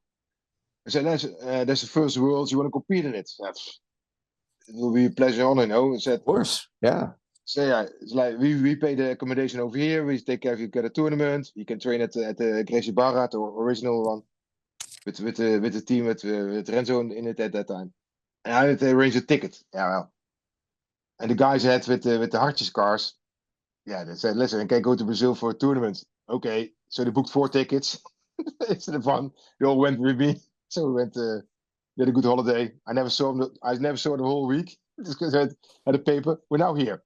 We had a phone call. Yeah, we're now there. You know, they're like traveling all the way around. And I was just training and having fun, sort of. It was crazy, man. The original Gracie Bar is like at the 3rd or 4th floor in the building, with a thin roof, like thinning. You know, the metals kind of thing. February is hot. It's like 40 degrees. Man, I went to the training, and it was a funny one because Carlinhos said, "Listen, you stand at 5 o'clock front of the hotel. Somebody will pick you up, and then he brings you to the training." And it was Renzo. Renzo Gracie was my business chauffeur. I was like in the car, like, wow, you know, time like, hey, it was my wet dream, sort of, you know, like, and he took me to the training, and then they brought me back, and man, the training there is so different. there was also the good way of it was Renzo's way teaching me something, because I was used to Keisha Katama, get a headlock sort of, get the arm and then going for the finish. I said, okay, try with me. So he escaped, and then I had to try with everybody in the gym. So I had like 40 people. So after 30 times, it takes me 30 times, of course, it get to me like, okay, this is not the good one I need to use. I need to go for another plan. So that was his way of teaching me for like, hey, this is not good. Go for that one. Will be better for you. So I learned the hard way. But it was, man, I was trained there like 2 hours the first day, and I went home and I went to bed, woke up. It was 5 o'clock again, so I could go training again. Oh, so hard. The level there, man, it's like the level was insane at that time. And then it got to the tournament. And the tournament was like, I saw myself like as a purple belt sort of. And it's now it's a bit of a thing now at a certain forum. It is funny, but that's another story. And so I saw myself as purple belt, or maybe blue. I don't mind. So I looked at the brackets, like, oh, purple, no, not me. So I went to Calinos. Say, okay, you forgot me maybe? No, come back tomorrow. So okay. The next day were the brown belts. So I looked at brown belt brackets, It's like, okay, I got a bit scared, I said, listen, I was like getting upset to him. I said, it's Master Kalios. Imagine how big a farmer I was at that time. So I said, listen, is this a Brazilian joke or something? Like this is wrong, because I didn't see myself at that level at that time. And they said, no, go back tomorrow. And it was like black belt levels, like, man, this is crazy. And that was like in the best 8. Yeah, and then I met Great Liborio, and he taught me one-on-one on basics on jiu-jitsu. Was he your first opponent that day? Yeah, it was first opponent. It was only best. It was 7 Brazilians and a Dutch farmer. That's it. That's phenomenal. So I didn't see it. Yeah, afterwards, years afterwards, because it got a bit with my belt. It got a bit awkward, because if you fight in black belt division, you're a black belt. I didn't know. I didn't see it at that time. So I still won a purple belt for like a few years. But I came.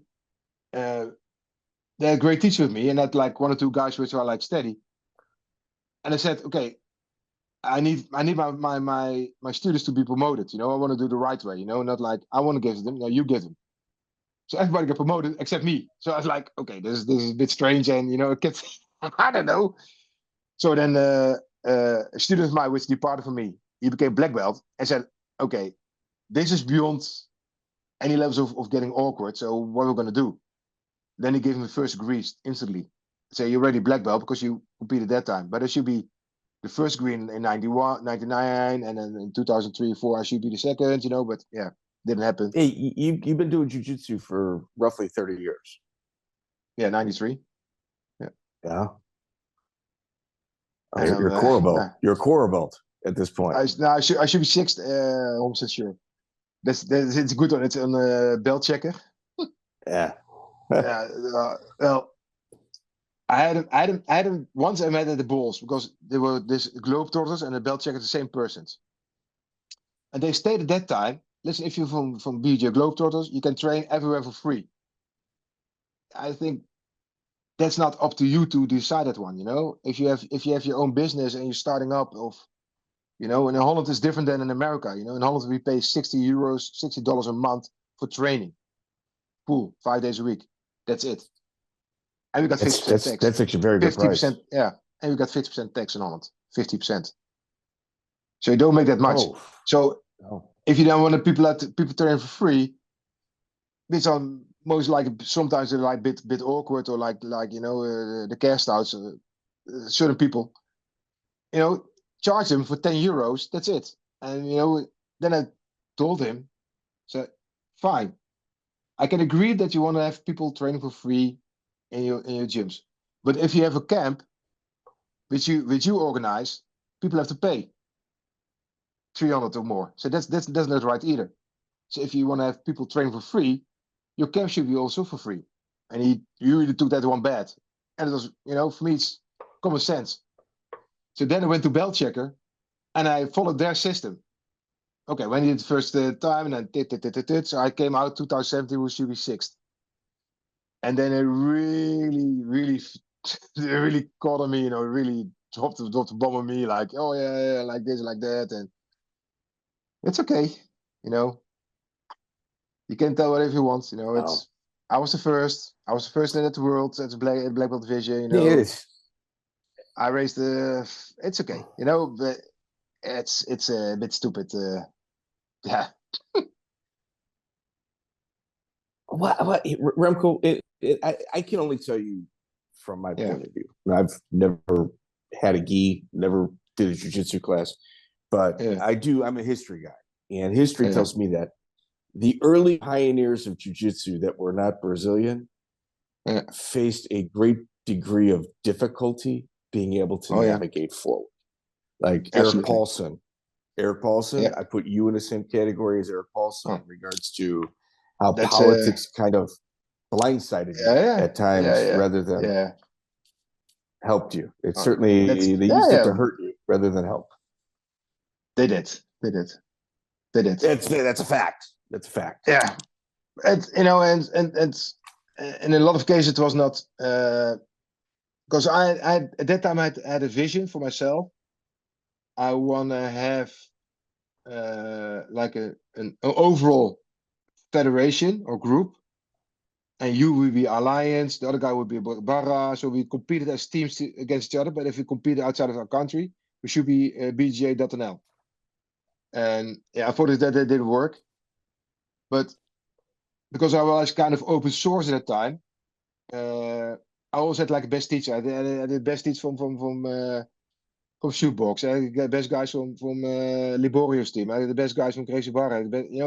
I always had the best of the best championship champions. Like Broly Stima, his first seminars were in my place, in my town. And Zé Marcelo is great. Zé Marcelo is also a guy which has got forgotten because he trained the guys in the Brazilian top team with Jiu-Jitsu. He was the guy which pushed him, sort of. He never became the champion, but was a really good teacher and was really always up front with doing class, And then afterwards, I went to Draculino.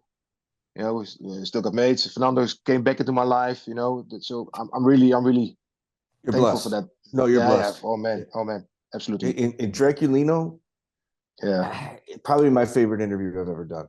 He is he's contagious. Like you want to be his soldier. You want to take his orders. And just you do good for him. No, Draculino is special. He's special. He's one of the. I always tell my people, it's you have to follow Jacare from Alliance, Fabio Gugel, Leo Vieira, Draculino. I maybe forget now one or two.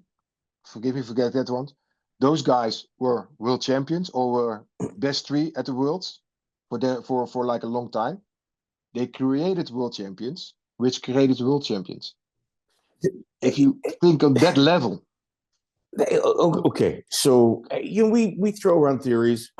Mine is there's really only three types of gym owners. There's there's a trainer where guys kind of come in and out, they bounce around.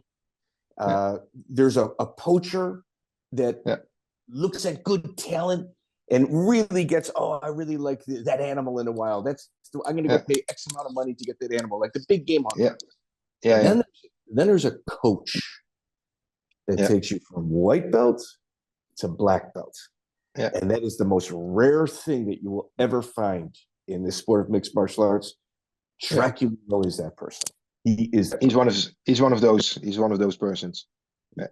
He's a good guy. He's a good guy. And he gets the big game. And the big game goes to him as well. So he's not just a coach. He also can be that big game hunter. But he's a coach. He's a manager, or he's just a coach from white belt to black belt. Very rare. Very rare. Yeah, it's very rare. Yeah, I see the people he produced, which great championship game, and it's insane.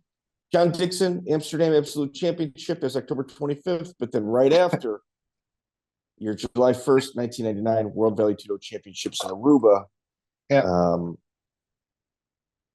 But the one in Amsterdam was special. Because I Which won Jan Dixon? Saturday.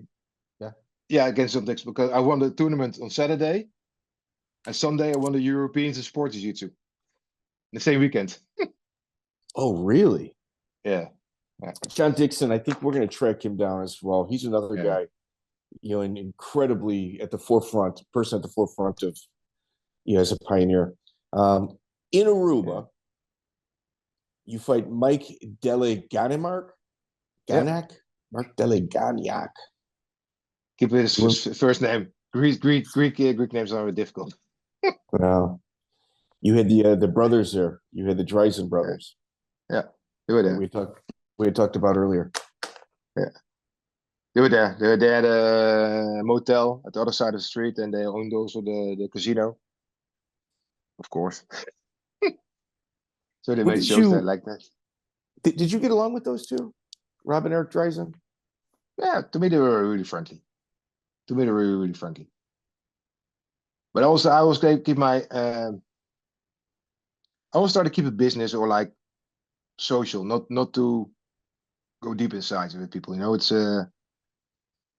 I can write a book about it. You know, at Liborio, which is the biggest example of special people. Weet je, Nyquist and some other guys. You know, it's yeah. They're on my path.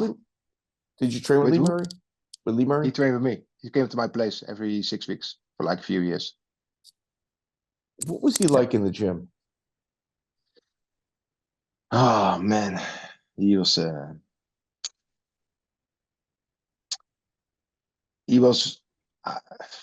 for me. I have sort of 5 guys in my life, sort of 5 guys. If you can narrow it down, which are like so gifted to become the absolute best. Lee was one of them. He came in, he had no skills on the ground, nothing. He couldn't do shit. But the funny thing is, I'm gonna work with you. I'm gonna feel you out, and I'm gonna sense where your weaknesses are, and I'm just gonna adjust your game. I'm not gonna change your game because you. That's why I can collaborate. That's why I can collaborate with all the. I never took a fighter from a team. I never took a fighter from a coach. You know, I always elevated the fighter without interfering in the coach's game because I respected the other coach. And sometimes it works really well, and sometimes we can do what we can do. And with him, he came to my place. He called up for like, "Oh, can I come train in your gym?" I said, "Okay, fine." I never knew what he was, and then he came to my gym. And okay, he's a bit different than the rest of I had, because I had the guys from Sweden also. They were like really great. The trainers of IMO, for instance, one of the great grapplers. Mm-hmm. And then I always put people on my parents' home. Because then I don't know if you have money, if you have no money, you know, there's food and you have a bed and everything's fine. You don't need to think about it. I was close to the gym also. And my dad was not, my dad didn't hate people, but didn't like people either. You know, it's like also in the middle. Yeah, it's hard to tell, you know, it's like, how's guy? Like, no good, that's good, not too bad, that's okay. Then I called my dad, like, Lee, and this, oh man, he's great, and he's the best. I said, Dad, really? You know, is it you? You know, like, what's happening? So Lee really took care of my parents. He did the groceries. He helped my mama. He put 50 euros on the carpet for my mama. You know, he really took care of them. You know, like really friendly. Yeah, that's funny. But he was so loyal. He was so fucking loyal. He came to my place and he had a buy side, one of my girlfriends, but he couldn't. Take he couldn't disappoint my parents, so he fucked a girl, left the hotel, went to my home. And my mom's not stupid, you know. It's like, Lee, if you have a girl, you can stay in the hotel. There's no problem. We will manage, you know. Oh, this is great, man. So he was so, but he loved my parents. And of course the heist happened, you know, and my dad got really pissed because he was really disappointed. Well, here you've grown up we've talked about some very notorious criminal type personalities. Yeah. Did you suspect Lee of also having that? Now he did the heist. Of course, he did the heist. And man, with Lee, this is a good story also. So he came to my place all the time, and every 6 week clockwork, and he called every Wednesday, 12 o'clock. He called, it's like very, very rigid with him. And then he said, hey, you want to come over to Christmas? I take care of you. Can sleep at home, or if you want to go hotel. So I took my girlfriend. And then, I came to his place in Bexley Heath, the south of London, is that. And I got to pick up some friends. Can I put him in your car? I said, no problem. So we went somewhere. We picked up 3 hookers. So my girlfriend, he was like, oh. And then we came to the. They were also friends. Yeah, I'm calling friends now with short skirts, high heels. That's like I was in the car, like what? Yeah. So then we went out. We went out to the club, and it was there like you have in the UK you had I don't know still today, but you had clubs where you can go with jeans, and some clubs you have to wear dress pants. Right. And there was like a high-end club. A dress code. Yeah, a dress code. Yeah, a dress code. So we went there, and it said, "Oh, you with Lee? Okay." So got took to the back. So we're in the back of the club. There was this crew with 40 people. There was like 3-4 meters, so like 2 persons in length. Nothing, and then the rest of the club. Nobody would enter the corridor, which wasn't there. So okay, then it was with his mates, and then that was great. But they were like, okay, Lee's different. Oh, yeah, no, there's guys around him, man. It's but I never had he had a fight. You can see it, Amir Anavadi. Yeah, you look at that fight. Yeah, Lee was another level. A lot of stuff.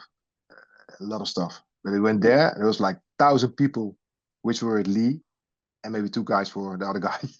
Imagine the noise in it. They make noise. Were you in Lee's camp when he fought Anderson Yeah. Silva? Yeah. Were you in his corner? Did you corner him for that? I think so. Yeah.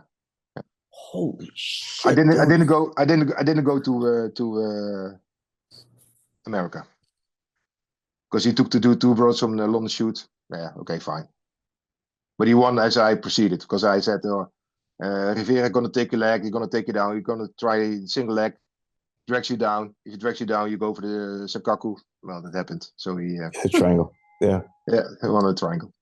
So his fight with Anderson Silva, like shortly after, like within 15 months of it, Anderson Silva is on one of the greatest runs in MMA history. And it was him or Anderson. That's it.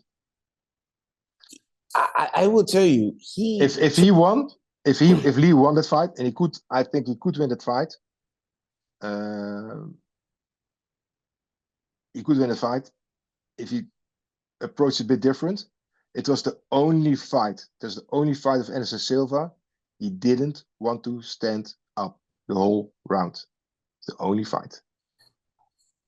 He wanted to. Yeah. Lee took his punch, his best punch, and it. Anderson Silva's knocked out a who's who of the greatest athletes this world has ever seen. That's what I'm telling you. It did not affect Lee. No, nothing. Look at his fight against Pele. He demolished Pele. Pele was also like, he was the runner-up for that guys. It's insane. Well, but Pele beat Pat Miletich while Pat Miletich was the UFC champion. They fought outside of the UFC in the WEF, and Lee Murray, he's got a win over Pele. Yeah, and severely. That's what I'm telling you. Lee was one of the 5 guys which really could made it. Really good made it. He was really another level. He's auto-iterative. He showed us something, he will reproduce it, and he think about it. But when I to finish off, when you come to my gym or come to me and you want to have a plan, I'm gonna fill you out. I'm gonna train with you. I'm gonna see your weaknesses. I'm gonna make a strategy for the next 12 times. So if you finish lesson 1, I'm already in lesson 3 or 4 with you. So if you're gonna make a follow-up, I have a count already waiting for you. Or like, and I always like Yeah, had him. of course. I was at him. Fuck, he went totally mad. It was a really good one. We had Ruas, the Shogun brothers. One of Shogun came to my gym, teach a seminar. We were there. So like, oh, tomorrow we're gonna do sparring. Oh, it's fine. Lee started sparring with another talent. They hit so hard. It's the other guy was Pierre was an George St. Pierre? no it's, Pierre from Germany. He's Pierre. I sent you the link. You can send it in the bio. Pierre is my size, 190 sort of, reddish hair, 90 kilograms.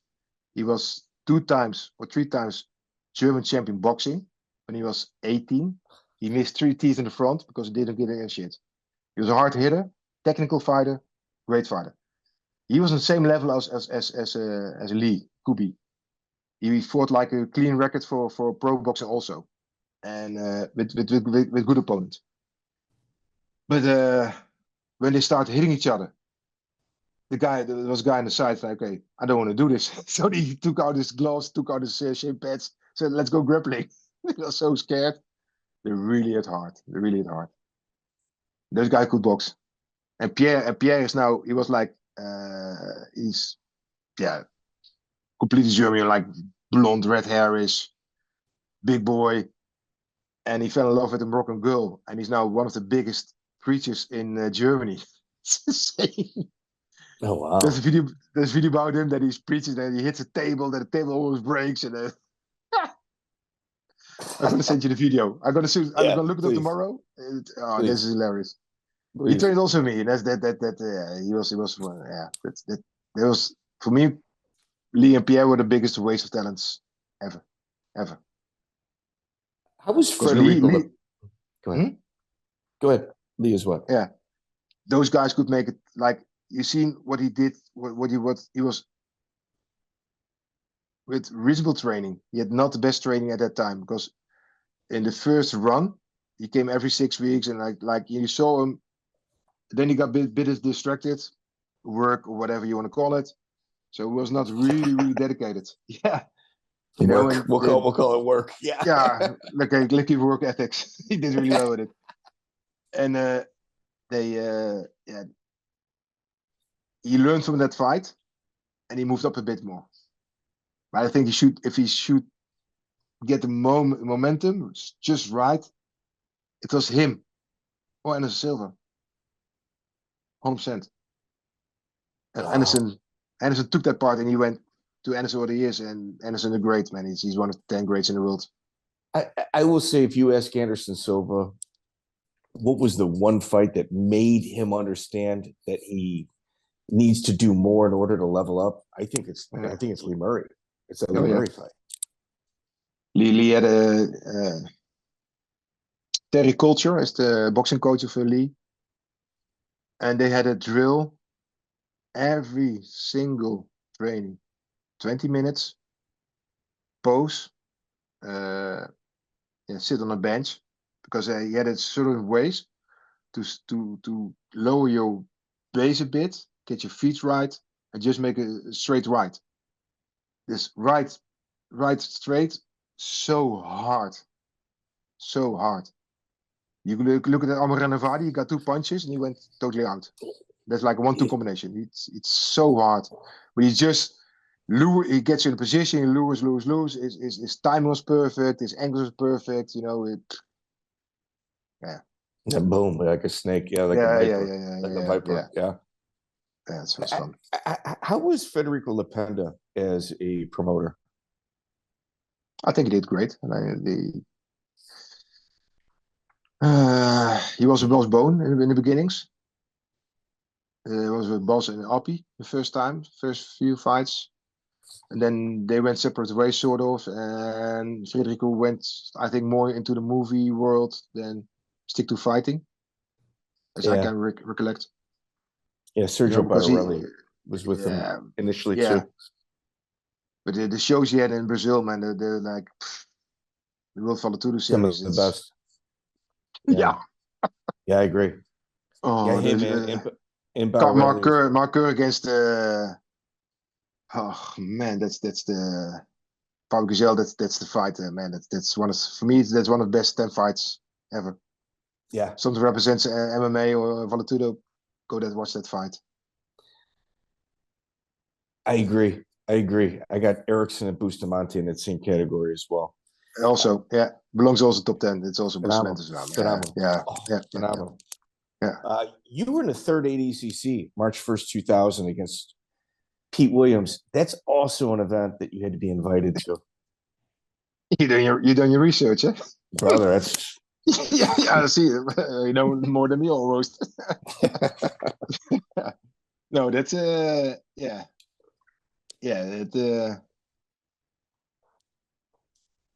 It was a great event on beyond many levels, but yeah, I don't know.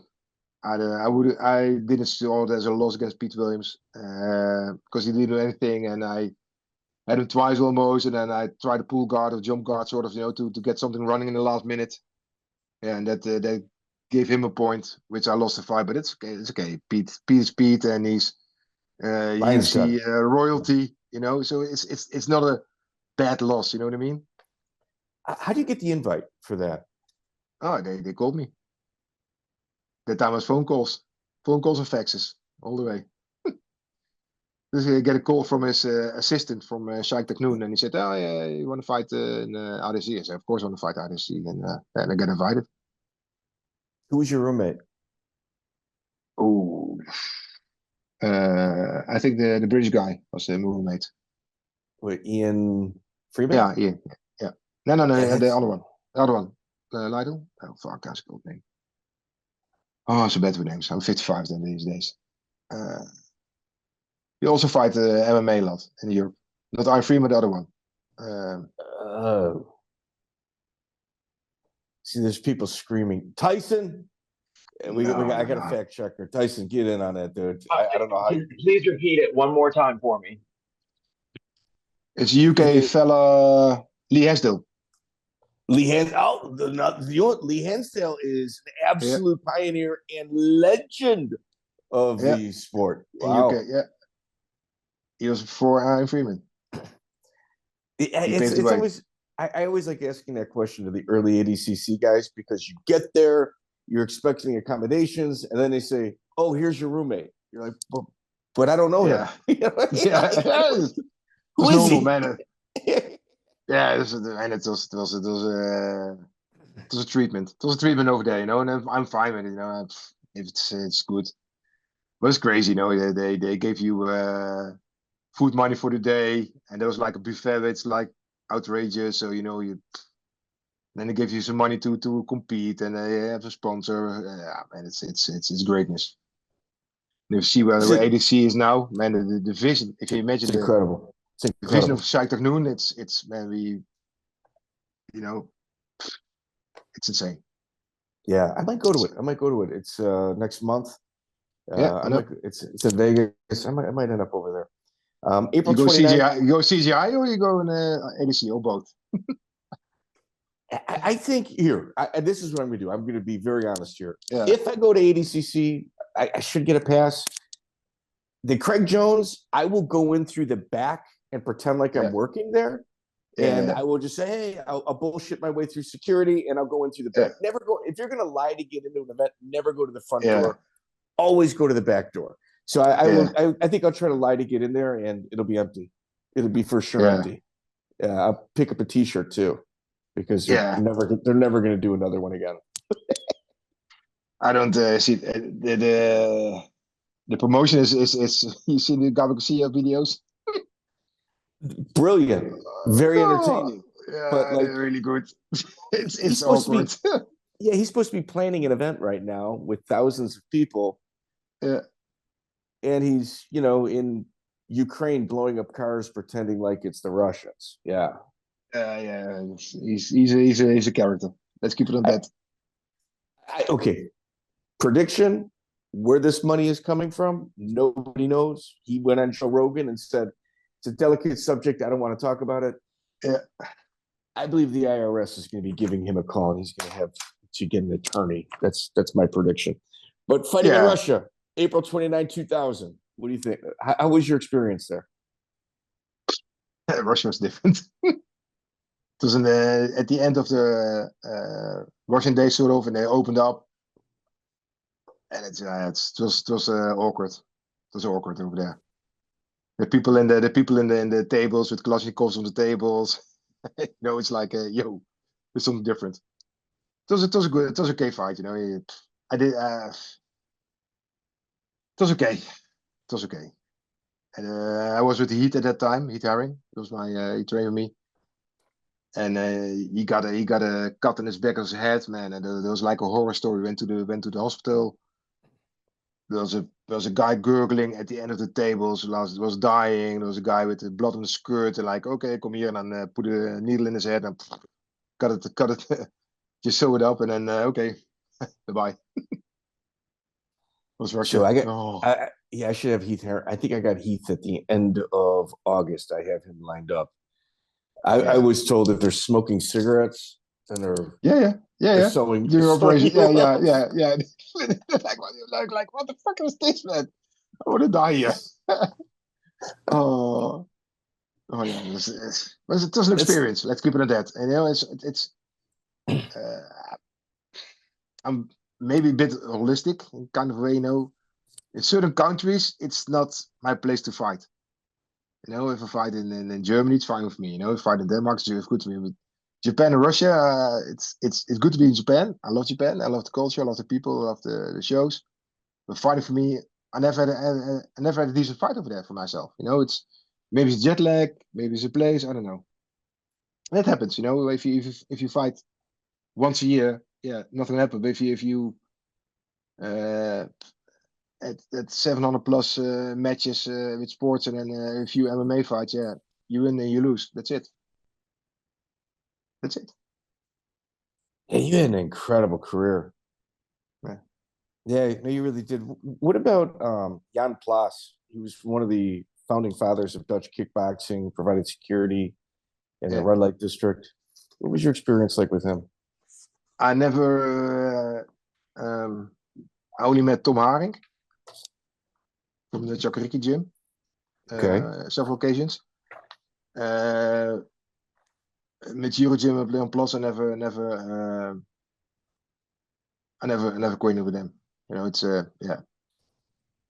They were the other side, and there were stories about Jan Plass and stories around him, and things happened as it should be happening around him. That's the only thing I can say. And it was his life. He's a gifted coach. He's a gifted coach, but I don't think he had all the time the best interest for all his people. What about Hans Nijmen? He was Dutch top team gym. Yeah, it's a close friend of mine. Oh, dude. Yeah, it's a close friend of mine. Well, on November 5th, 2014, obviously you got bad news in regards to what took place with him. Yeah.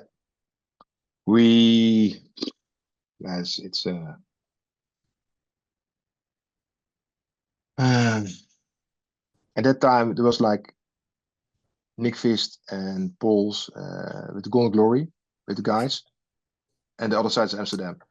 And I met Hans when he was working at the Bulldog, just a bouncer, and he got involved in protecting people in certain higher places.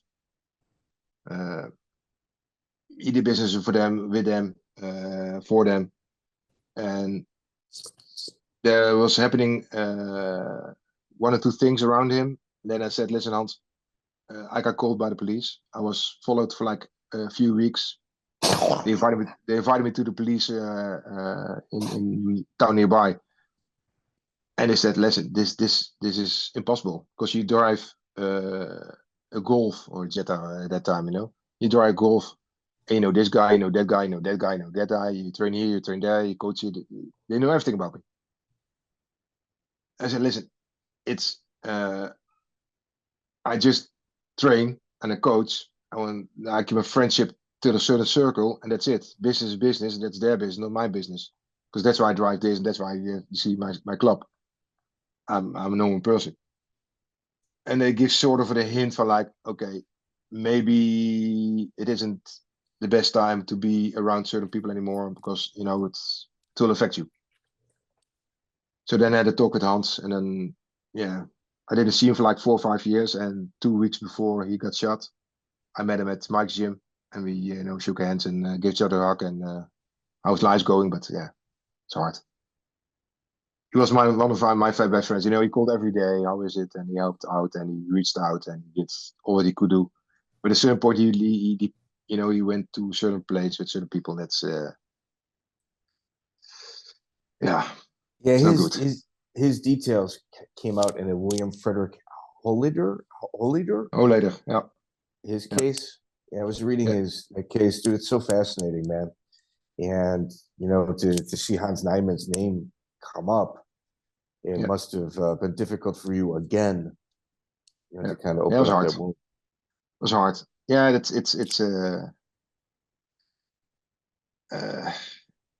another podcast. The Dutch crime scene is insane. It's insane. It's really insane. And it's so intertwined with the mixed martial arts and the kickboxing. Yeah, but it can't be. It's also intertwined with soccer. Yeah, as much. Yeah, but Holland is small. It's 80 million people. It's 300 kilometers. It's really small. So it's the biggest cities, Amsterdam, Rotterdam, Utrecht, they're next to each other like 30 minutes. Utrecht, Amsterdam is 30 minutes. Utrecht, Rotterdam is 30 minutes. So everything is really connected. Utrecht to the border is 1 hour. From where I live, you're 5 hours in Paris. You're 5 hours in Frankfurt. So everything's really close. So it makes stuff really easy. And it started sort of, it started in the past. You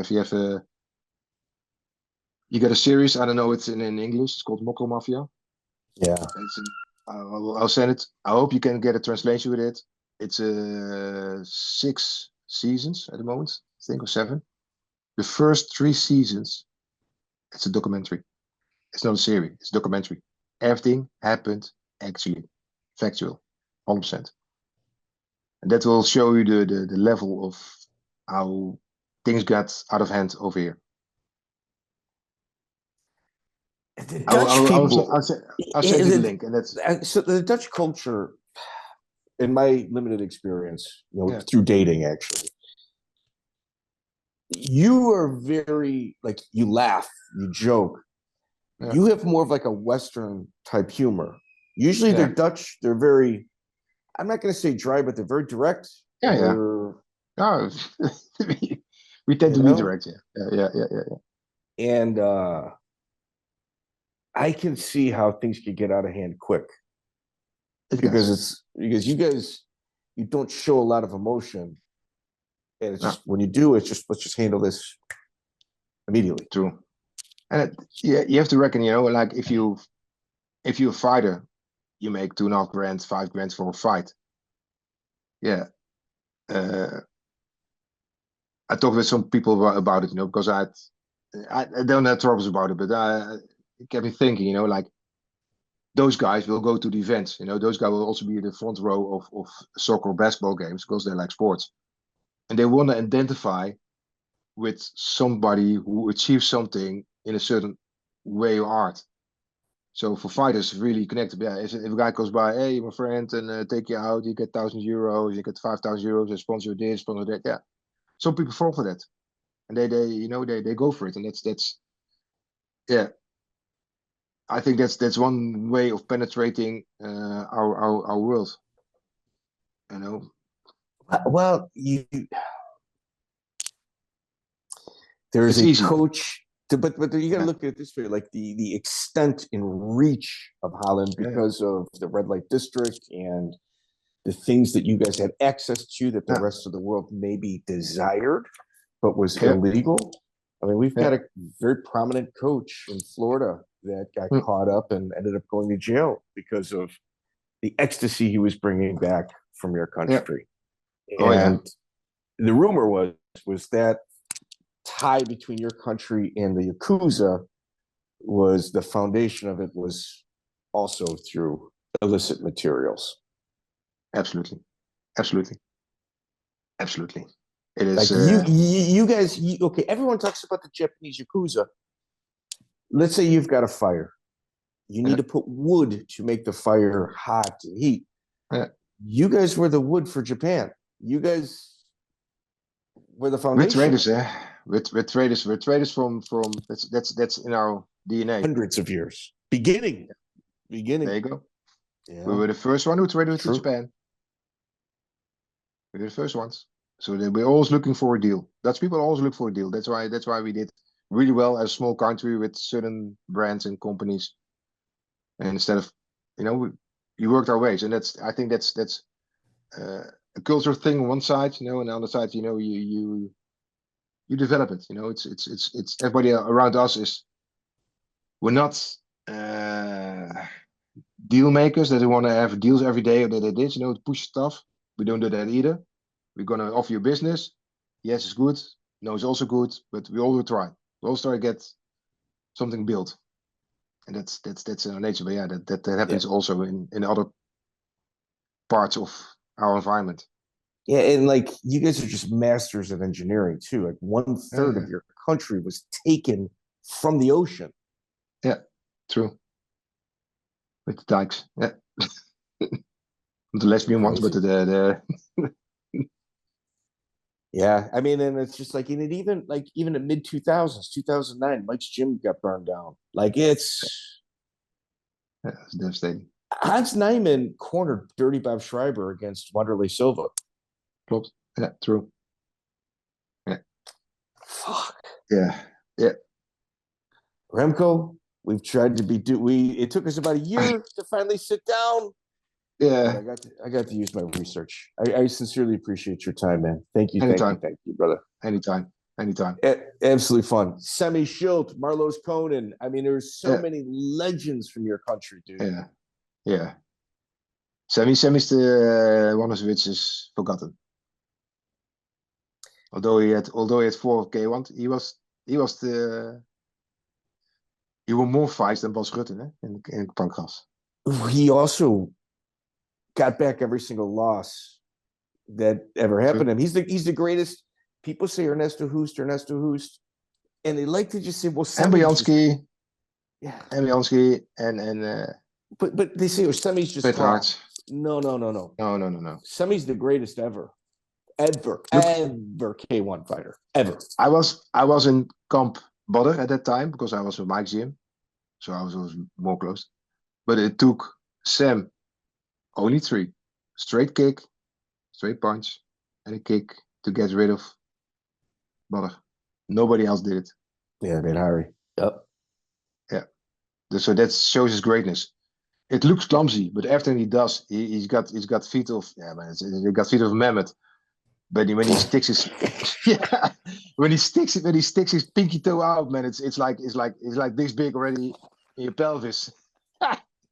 and you feel your back, you feel his toe touching your back spine, it's fucking insane. When we were asking him we asked him the mafia questions in the interview, and he's just like, I think you need to interview Bas Boon. He would be much better than this than me. And Gilbert Emel said, I know what you're talking about. I know who they are, but I'm not saying anything. Yeah.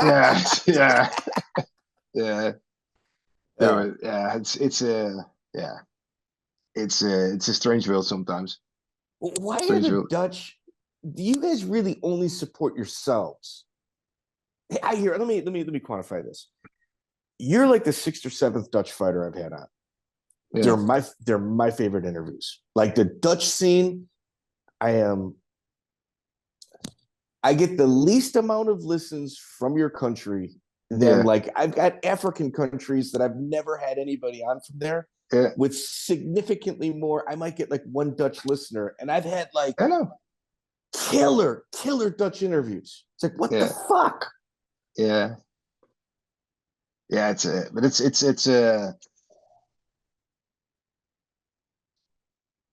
how can I put it in a good way? I'm better known in France and in Germany for what I did than in Holland. In Holland, they look at your losses. Why? They don't look at what you achieved. If you go to France, they say, "Oh, you're this guy.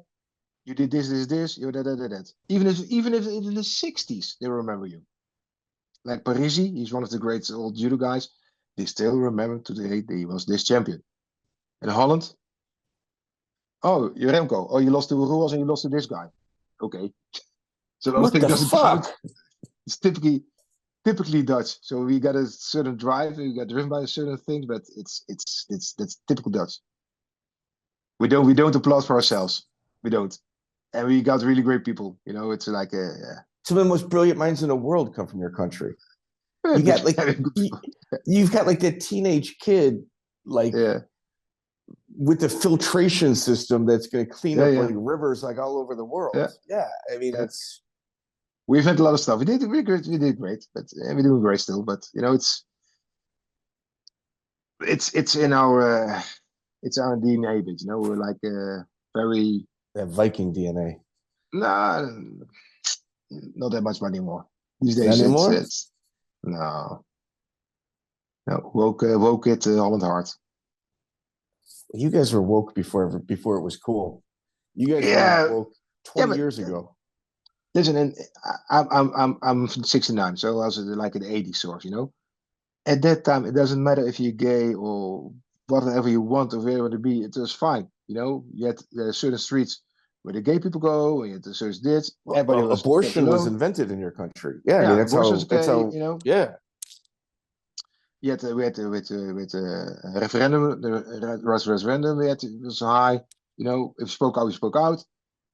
And it was sort of arranged, you know, but it went down, and now it's crazy. It's crazy, and you see it on the fighters, you know. That's why if people want to train with me, I will charge you a certain amount of money. Everybody came to me to become a fighter, so they went from 5,000 to 150,000 a fight minimum. Some people are higher even, and then accept the bonuses. And these days, people they don't want to invest. They don't want to. They see, oh, it's $5,000 a year. So listen, guy, if you make 250 grand a year, a fight, 2 fights a year, it's 500,000. 10% of 500,000 is 50,000. I charge 5,000. You invest in yourself, and I have only one demand. You go train with my students once a week, and then I do private with you another day in a week. That's my demand. And these days, nobody show up. I offered one guy, which in the UFC, so it's easy to find. I offered him like, okay, I can help you. I will raise you. I know the way how to go to a high level, because at the end of the day, it's me and Renzo Gracie, with fought UFC, coached UFC, as a student coaching a UFC champion. That's rare. Look at the other sports in basketball, volleyball, soccer. It's rare. And even that, in these days, they say, oh, I want this and this. No, you turn it around. You got to make an effort. And then you got at that spot. Some people are just happy to be in the UFC or this and like that. And they you know, they think they have certain rights. You don't have certain rights, certain purpose. You know, you have to. There's no secret with the guys from Dagestan. He trains 6 days a week, 2 times a day. That's it. And they stick together. The way I look at it is this: you pay that 10%, because it's fair. And what's going to happen is when you, Remco, move on, you know, because everybody moves on eventually, and then that person is sitting in your seat, and the fighters get to help him spread his knowledge. It's the watering of the tree. It's just absolutely. It's that simple. Yeah, you know, and it's it's and then someone's going to do this for you, and you're going to do it for me, and I'm going to help you. I think it's fair. And I don't do 10%. I just want to, you know, that's how I think, and it has to be. It's hard for you if you don't make much money, but I want to make you the sacrifice to do well, because my time is also valuable. Yeah, of course. Of course. Remco, we've taken over 2 hours of your time. Man, dude, this is fun. Anytime. That's great. Really appreciate it, man. Thank you, sir. Thank you. See you. Bye-bye. Andy Campbell, ladies and gentlemen, you guys are noticing a lot of YouTube, or not YouTube, a lot of, we do put them on YouTube. Instagram. A lot of Instagram clips. We were publicly begging for people to kind of help us out. This gentleman answered the call, Andy Campbell. All of the work, 100% of the Instagram is this guy right here. Yep. Awesome interview, Mike. Awesome interview with Remco. Really, really good. That was excellent. Here's the thing with Remco. Like, he has the keys to open doors that you and I could not do. Sure. But he was not involved, but he hung out with everybody that was. Yeah. And he's got a good personality. Oh, for sure, so, for sure. So yeah, that mafia stuff. Like, it was really interesting just to listen to that, you know, to hear some of the things that are going on in Holland, especially, you know. So what people like don't know is like the Japanese Yakuza, they peddle like a lot of ecstasy, like a lot of pills and things of that nature outside of prostitution. Pills are a very large part of their trade. Yeah. I'm not going to say all of it came from Amsterdam, but a large portion. A large portion, yeah. So like when you saw like the connection between the Dutch MMA guys and the Japanese that are fighting on their cards, as well as the exchange of Dutch fighters, sure, it's just a way of them thanking each other and kind of, like you said, he had $150,000, you know, at one point coming up from Japan. Yeah, like, that makes sense. You know, it's really cool how Holland is such a small country, has produced so many big name fighters in kickboxing and in MMA, you know, over the years. He alluded to it. I didn't really feel comfortable like addressing it, but like, man, they started abortion, slave trade. They were the purveyors of it. You know, when Hitler wanted to have his master race, you know, the blonde hair, 6 foot blonde hair. It's just type. It's just, dude, it's incredible. incredible. It's an incredible country, you know, impressive. Yeah, very. Yeah. So, Andy Campbell, why don't we give a plug to your what you got going on, because you have improved. All right, so we go ahead. Go ahead. Well, just first thing I would like to say is just remember to like, share, comment, and follow the Lights Out podcast. That's the first thing. So we can grow the numbers of people watching, because Mike, you're doing great interviews. You're getting really good people on to the podcast on a weekly basis. So I think, you know, the more people we reach, the more we preserve MMA history. Well, this is like how I kind of judge our metric. Like, unless we do clips, our channel has got very slow growth. Yeah. And getting somebody to do the clips is a tall task. And this guy, like, you're very talented at it. And I know you consider yourself a white belt. But what I can tell you, in 10 days' time, our YouTube numbers have doubled.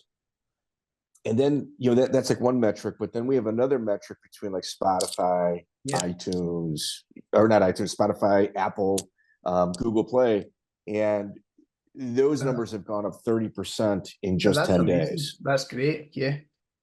In 10 days. Fantastic. Well, let's keep it going and see what we can do. And dude, you're hustling like every single day. You're making a clip, and I know like your schedule is going to be it's going to change a wee bit quite soon. But when? So I go back to work on the 15th of August. Quite soon. But listen, that said, I'll do what I can to keep on pumping out the clips. Because I really enjoy it, you know, and it's something that it's just been eye-opening for me, really, you know. So it's nuts, dude. No, like I'm shocked, and it's like I've attempted to like pay people to do it, like from the India and Pakistan, and then I say I'll give them, all right, here's a 1.5 minute portion in the interview. Do what it is you do, and because they're so unfamiliar with the subject matter, that's what I was going to say. Yeah, I'm reasonably familiar with MMA history, so it does help. That is the thing that helps, you know. it's awful. Like when they send me, I'm just like, listen, man, I'll pay Yeah. you for doing this, and I greatly, greatly appreciate it.